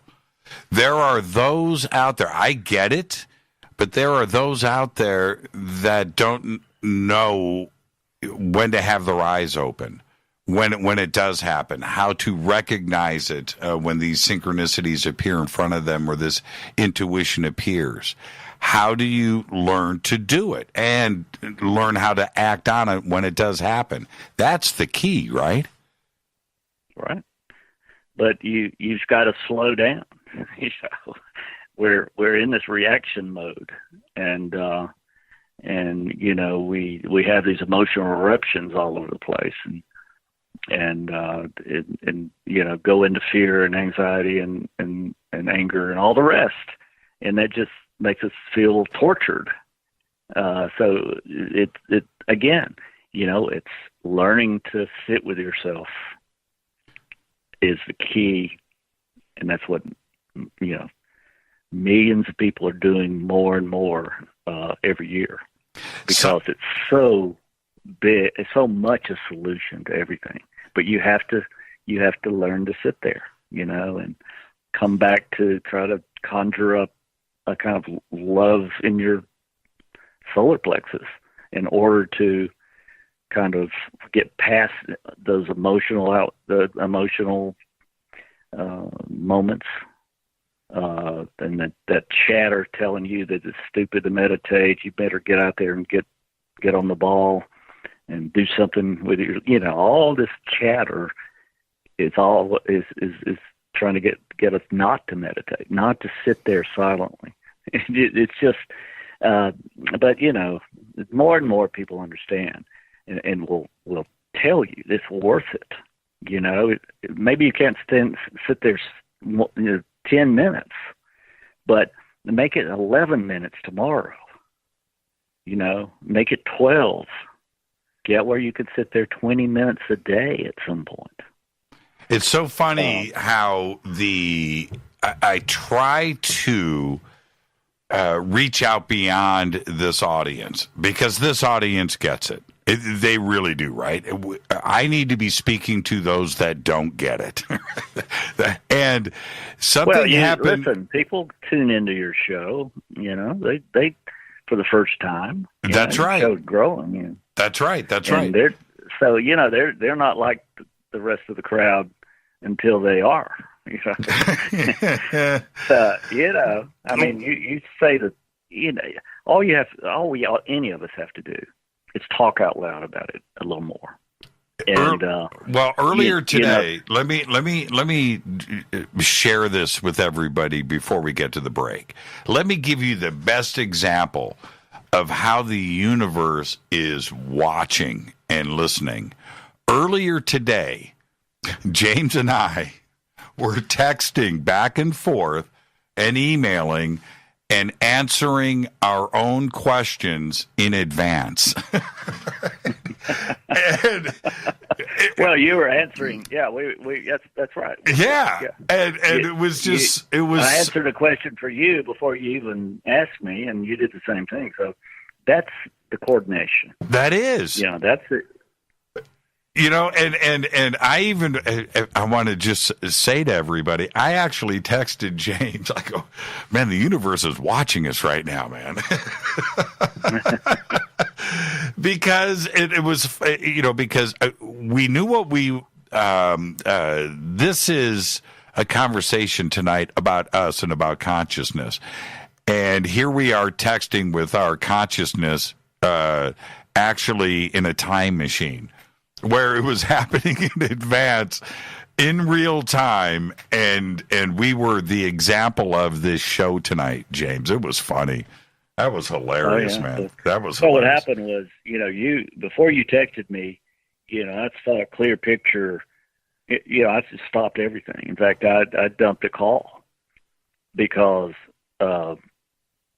you know, whenever I get that big a hit, you know, some person, you know, flashes across my mind in a memory or in a, you know, just spontaneously. I figure, okay, I'm going to run into that person or I'm going to hear from them. So I was just waiting for you to text, and there you are answering my question that I had about the show. And for those out there that may drive around all day long thinking about material things and not wondering about the universe or contemplating the unknown, right? Or dreaming. And then a synchronicity happens like you are suggesting. A thought pops in your head, a friend that you haven't talked to in 10 years, and the phone rings and it's that person. There are those out there that don't make the connection at that moment. Right? They don't even wonder about the synchronicity that just happened. Yeah. That's why, you know, if you ever, you know, and I've asked this question to an audience in 7 continents, okay? And what I say is, you know, we get intuitive guidance, and we have to act on that as soon as possible. And an example is if you haven't thought of an old friend in months or years, and they pop in your mind, that's a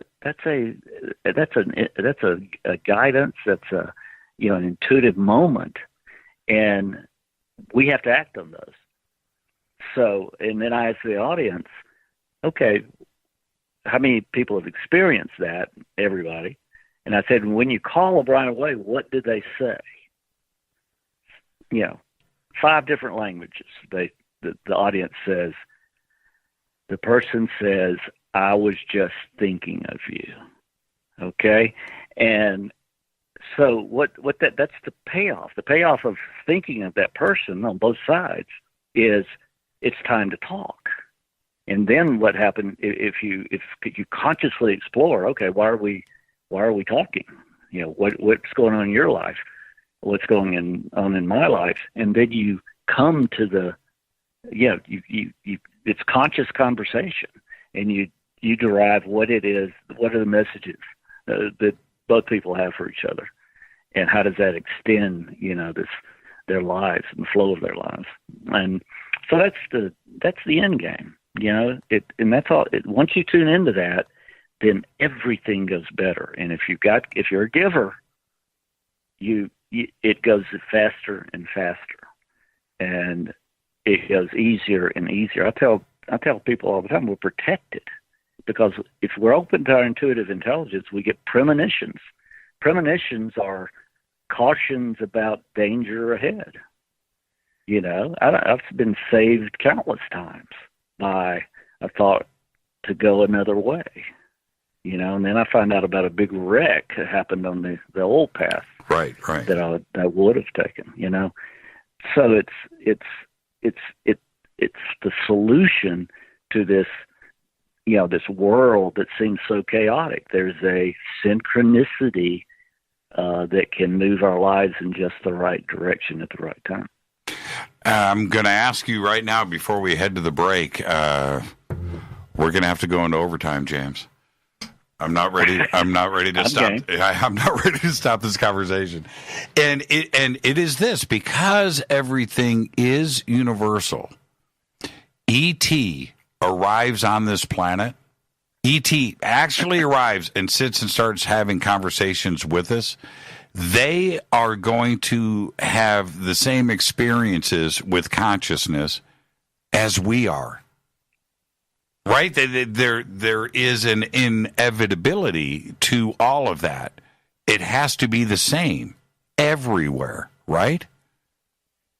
That's right. And there's some level of developing that consciousness. So, are they ahead of us? Are they really behind? Who knows? I mean, but it's going to be a hell of a conversation. It will be a hell of a conversation. And there's another part to this, and we can certainly finish when we come back after the break. But when we talk about entanglement, and I always go back to science because I'm waiting for science to just prove us right, and you and I can be vindicated and we can kind of laugh about it and enjoy the moment. But entanglement goes across the universe. That's it. That's part of Einstein, and that's the way that physics says it is. But if that entanglement is indeed a part of our reality, then communicating consciously across the vast distances of space and time is also real, right? That communication has to be not only on this planet through, like we were just saying, synchronicities, but it has to also go across the universe, right? I think so. I mean, I think that's an absolute given, and it transcends time, right? It has to. I can't wait to go back and witness history happening. And we're capable of doing that. Can we? Okay, you know what? Let's just take our break right here. Let's take our break right here. Excuse me, our guest tonight, James Redfield, and the question of overtime was inevitable. This was the universe working with us. We'll be right back after this short break. This is Fade to Black. I'm your host, Jimmy Church. More with James Redfield when we come back. Stay with us.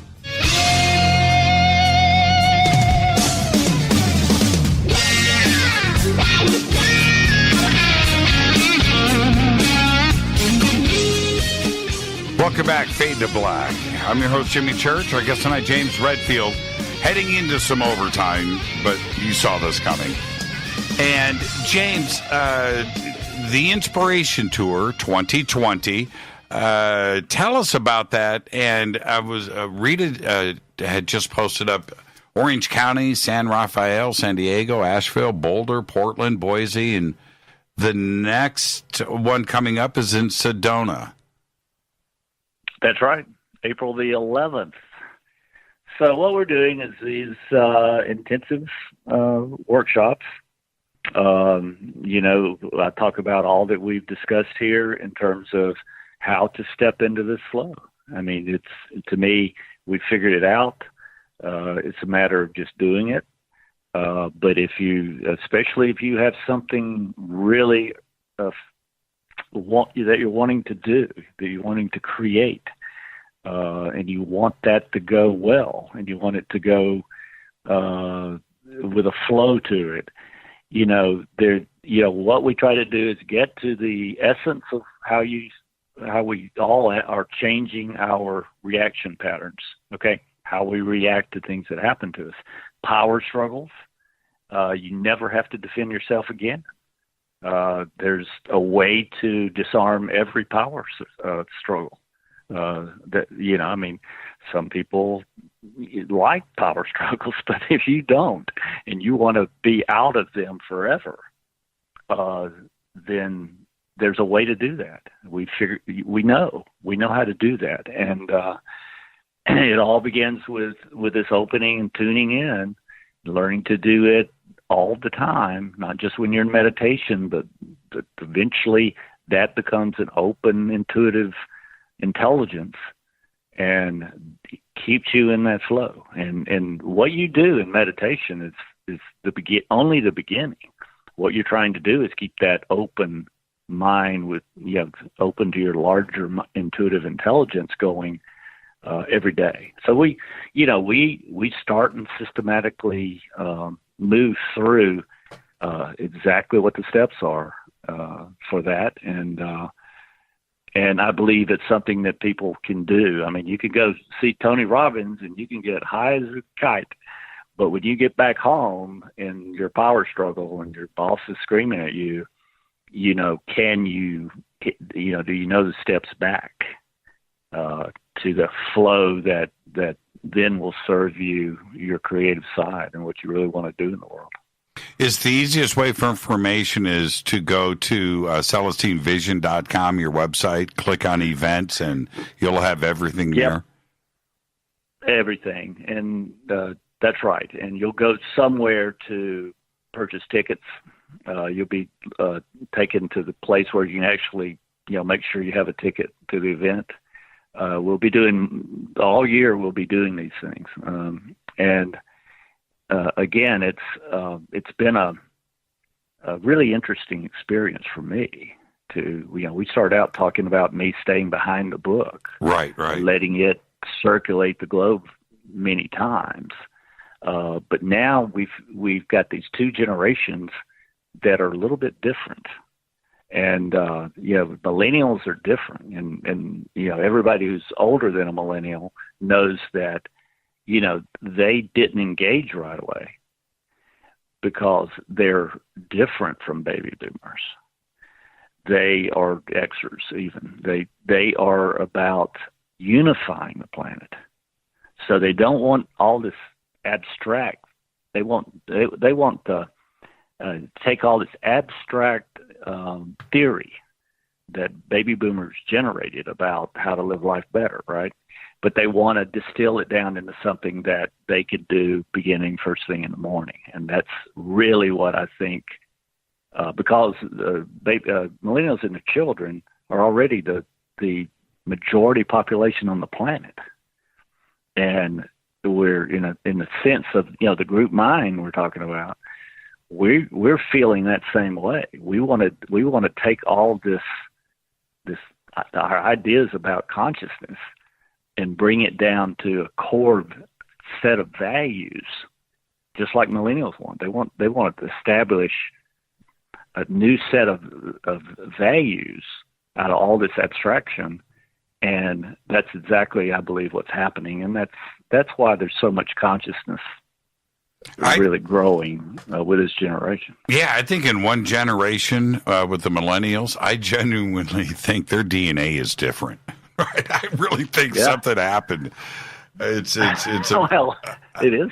I think it's every generation thinks that. Okay, so I believe that every generation alternates in a certain way. Like, for instance, baby boomers, who are, they're starting to retire now. They're starting, they're asking the larger questions again. What I really want to do when I grow up, right? And what's my legacy going to be? But baby boomers were searchers of abstract thinking. We had theories we're trying to pursue, and we're trying to live them and everything. But the fun was in the theory and hoping it'll last. I mean, hoping we can get to the bottom of stuff. And baby boomers, millennials then come next, and they are less abstract thinking. They don't want to do abstractions. What they want to do is unify all this abstract thought into a new value for the culture at large. And then the millennial children, they're more out there mentally. I mean, they're out there searching for answers more actively, and thinking of theoretical points of view. But so you can see how I believe that each generation alternates, so that you have a lot of discovery and then trying to bring it home to create new values for the planet, based on the best of those when the next generation comes around. So I think it's a normal process. I do too, but the children of the millennials, right? My grandchildren are going to be born with cell phones, right? I mean, it's just like they have this ability to accept the information that is in front of them, disposable information, instantaneous. You and I didn't have that growing up, right? We had to go to the library. Now the library is in your hand. It's a brave new world. It's a brave new world. I couldn't agree with you more. I wanted to ask you this. You mentioned something to me over the weekend, and there are two different types of people in this world. There are those that do and those that don't, and I accept that, right? There's not really a whole lot of gray area in the middle.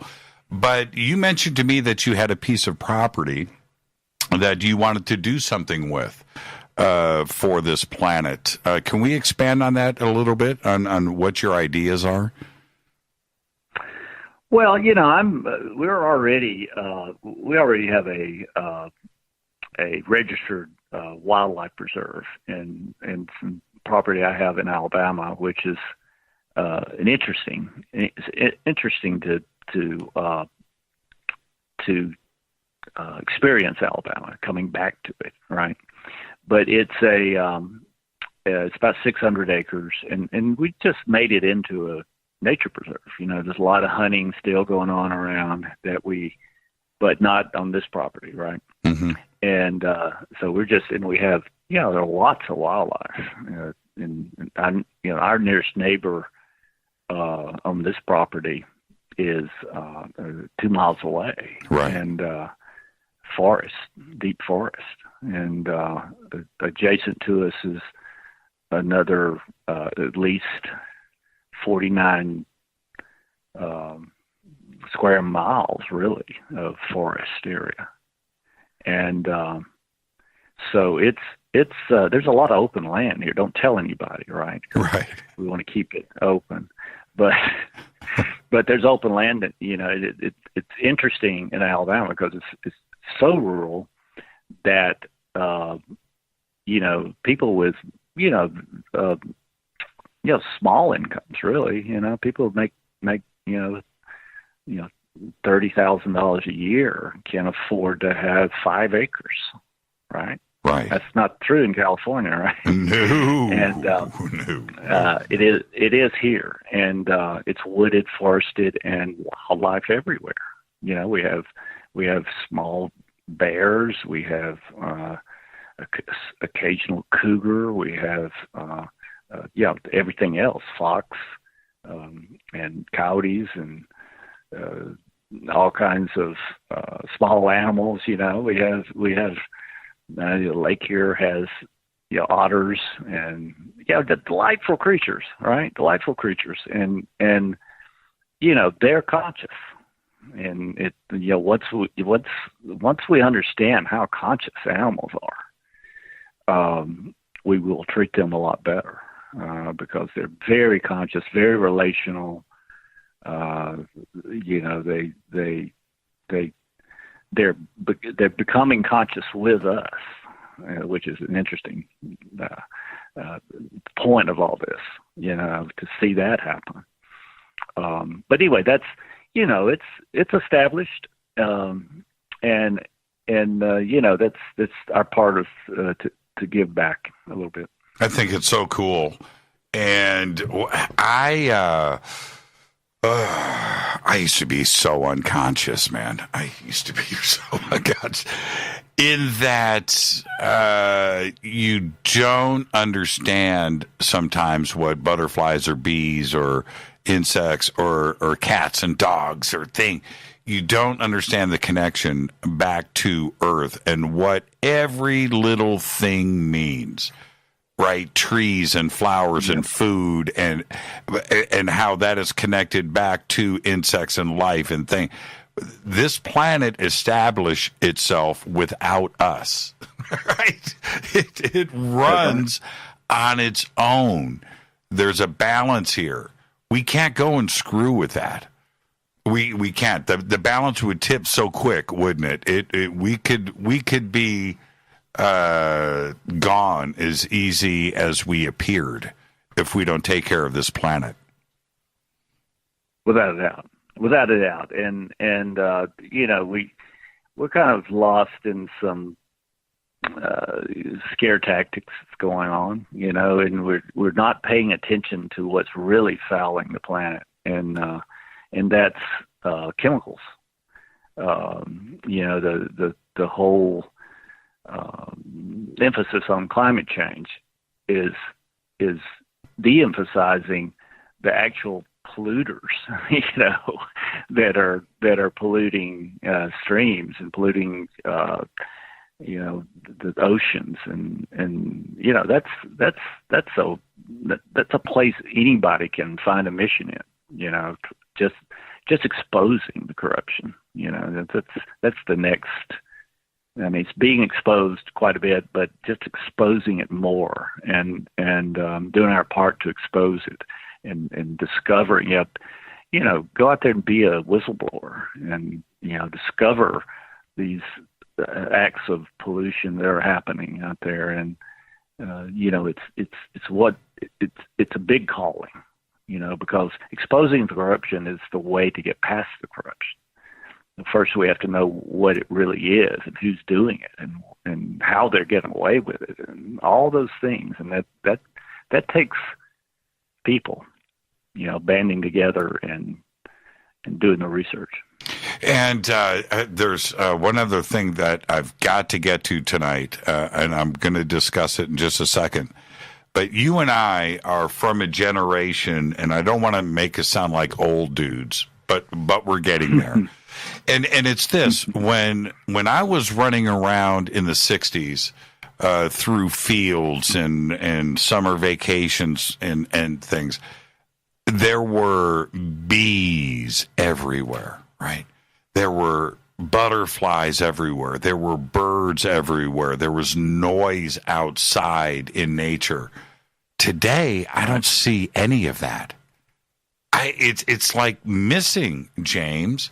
And is this my imagination, or is this a different place than where we were at 50 years ago? Well, I think it's where you are. I mean, how populous and how crowded is where you are. Because people just edge out nature. Right. When there's too many people in any one city or too many people in any one state. So you often have to find it again. But I grew up the same way, and it's a population issue, but it's also just a location issue. It's resources. I mean, if we had, there's free energy available, we all, assume that, right? But it could be implemented so we could all have our place out in nature, and with free energy and communications and all the rest with that that comes with that. But it's just cramming together because of the economics of the situation, basically, and resources. But that would change when we get our Star Trek reality, right? Yeah. The question that I wanted to get to was one of diet. Diet. Ah, yes. Yes, diet. Right. And you know what? I'm just going to leave it right there and hand that over to you. That has to help us one way or another to have clear mind. Right. Well, the dark side wants to depopulate, and they're doing lots of stuff to depopulate, and also to, in my view, dumb us down, where we can't think. But some of it's greed and corruption, and sometimes it's done intentionally. They're raining chemtrails down on us, And if anybody doubts that, all they have to do is look up in the sky every now and then. And there's a vaccines. There's all this intention to kind of dumb us down and hurt our health. So if once you wake up to all that, you realize that the controllers want to decrease the population. I mean, it's everywhere. We know that's and they're doing it the way someone who doesn't believe in anything spiritual would do it. So that's another corruption that we have to expose. But there's things we can do to protect ourselves, and and it's because we essentially have to separate from the corporate medical system. The drugs are not created to cure anything. Drugs are created to hook you on the drugs. So it's a maintenance issue that they want to create in every person. So the way that I handle that is that I've found an integrative physician, right? And I recommend that everybody finds an integrative physician. Now that's a legal physician who is moral enough to back away from pharmaceuticals, and who decides that there are a lot of measures you can take to stay healthy. And the basic ones is to make sure you're getting the nutrients you need. There's all the minerals that used to be in the soil are not in there anymore, even with much of the organic foods. They're just not there in the quantities that we have to have. So everybody is short of magnesium, for instance. I mean, it's a epidemic. D3, the sunshine vitamin. Everybody's been scared into putting sunscreen on every time they go outside, because with the idea that it's the sun causing skin cancer. Well, the sun doesn't cause skin cancer. It can. You don't want to get too much of it because it ages your face. But what causes skin cancer is sugar. And so, once you go to an integrative physician, you'll get the basics now of how we're all short of nutrients, and we're aging about twice as fast as we should be, or maybe even more. I will mention the Life Extension Foundation, and I have no financial deal with them. But I support them because they're scientists and physicians who are researching nutraceuticals, in other words, plant extracts that have a medicinal effect that help balance the body back out. So they have supplements. I'll give you an example. My father had high blood pressure, right? So a few years ago, I was going to my integral physician every year and got, and went in. He says, you got your blood pressure is creeping up. This is not healthy. What are you doing? And I said, nothing that I know of. I was trying to eat well, but it was happening. And so, I got on the website of Life Extension Foundation to see what nutraceuticals, the research they had about that, about high blood pressure. Well, it turns out that pomegranate extract and L-arginine is the cure, right? Now, if you've got a diet high in starches and lots of sugar, it's hard for it to work. But if you're willing to back off on those two essentially poisonous substances that we put in ourselves, my two favorite things, right?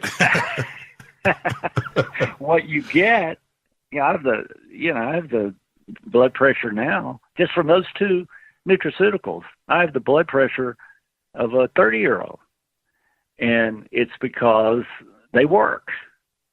And and I've cleaned up my diet a little bit more, but they work to do that. No medication was necessary.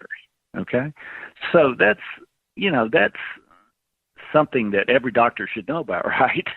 But of course they don't, because all they know is what the pharmaceutical companies tell them. Mm-hmm. So that's why you have to find a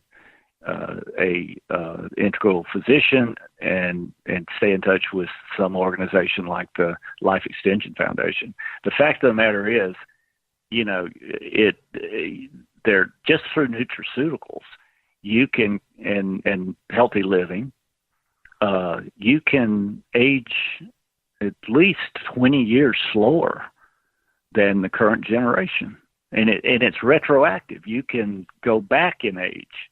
They have a little, on every, in our genetics, we have something called a telomere, which is nothing but a measure of how fast we're aging. And it gets, the worse we treat ourselves, the shorter they get until we die. And then when they go down to nothing, you die. That's Whether right. you get something or not, you just die. And so they now actually have a measure of how fast we're aging, right? So again, you can you clean up your diet. And what I mean by that, I just talk a minute about that, because diet is somewhat personal as to what works best for us. And there's another the internet doctor, Dr. Joe Mercola. And if you Google him, you'll see, how awful he is, all coming from the pharmaceutical industry. So that he's pretty good. And what he recommends is figure out what kind of metabolic type you are. Some people have to have animal protein to be healthy. That's right. It's a genetic thing. Yep. And you just have to figure out what you are. Now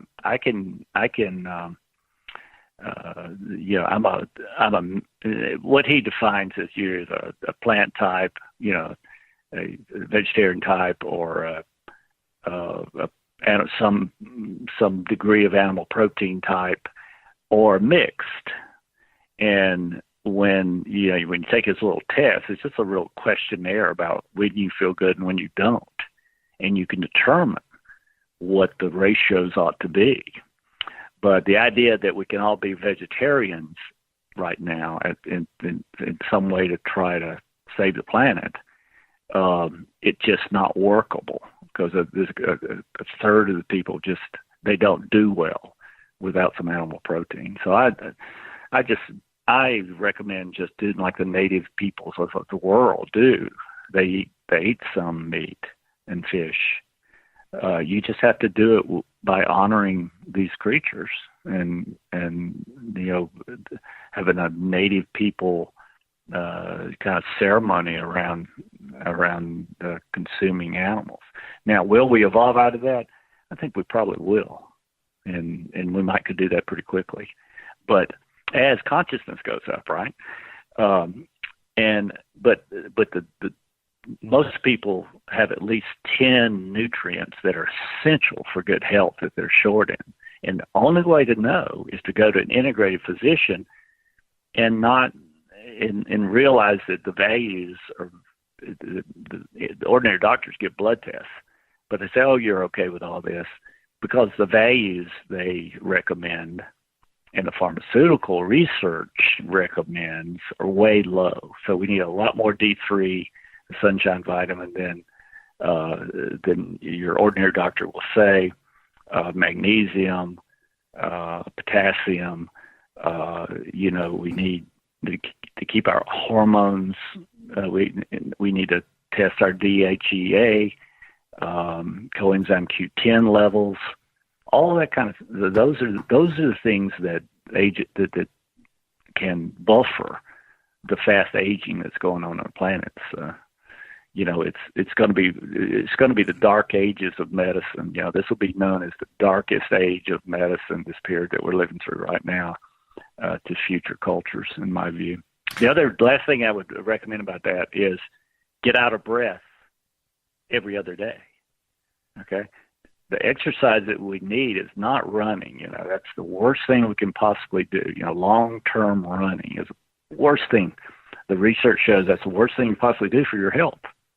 But what we do need is interval training, like do something lift weights or row or sprint to get out of breath at least 30 seconds, up to 30 seconds, and then stop. But try to do so much you're out of breath in 30 seconds, and you do that, and then recuperate a minute, and then do it another time, and up to 8 times every other day, because that expands your lung capacity.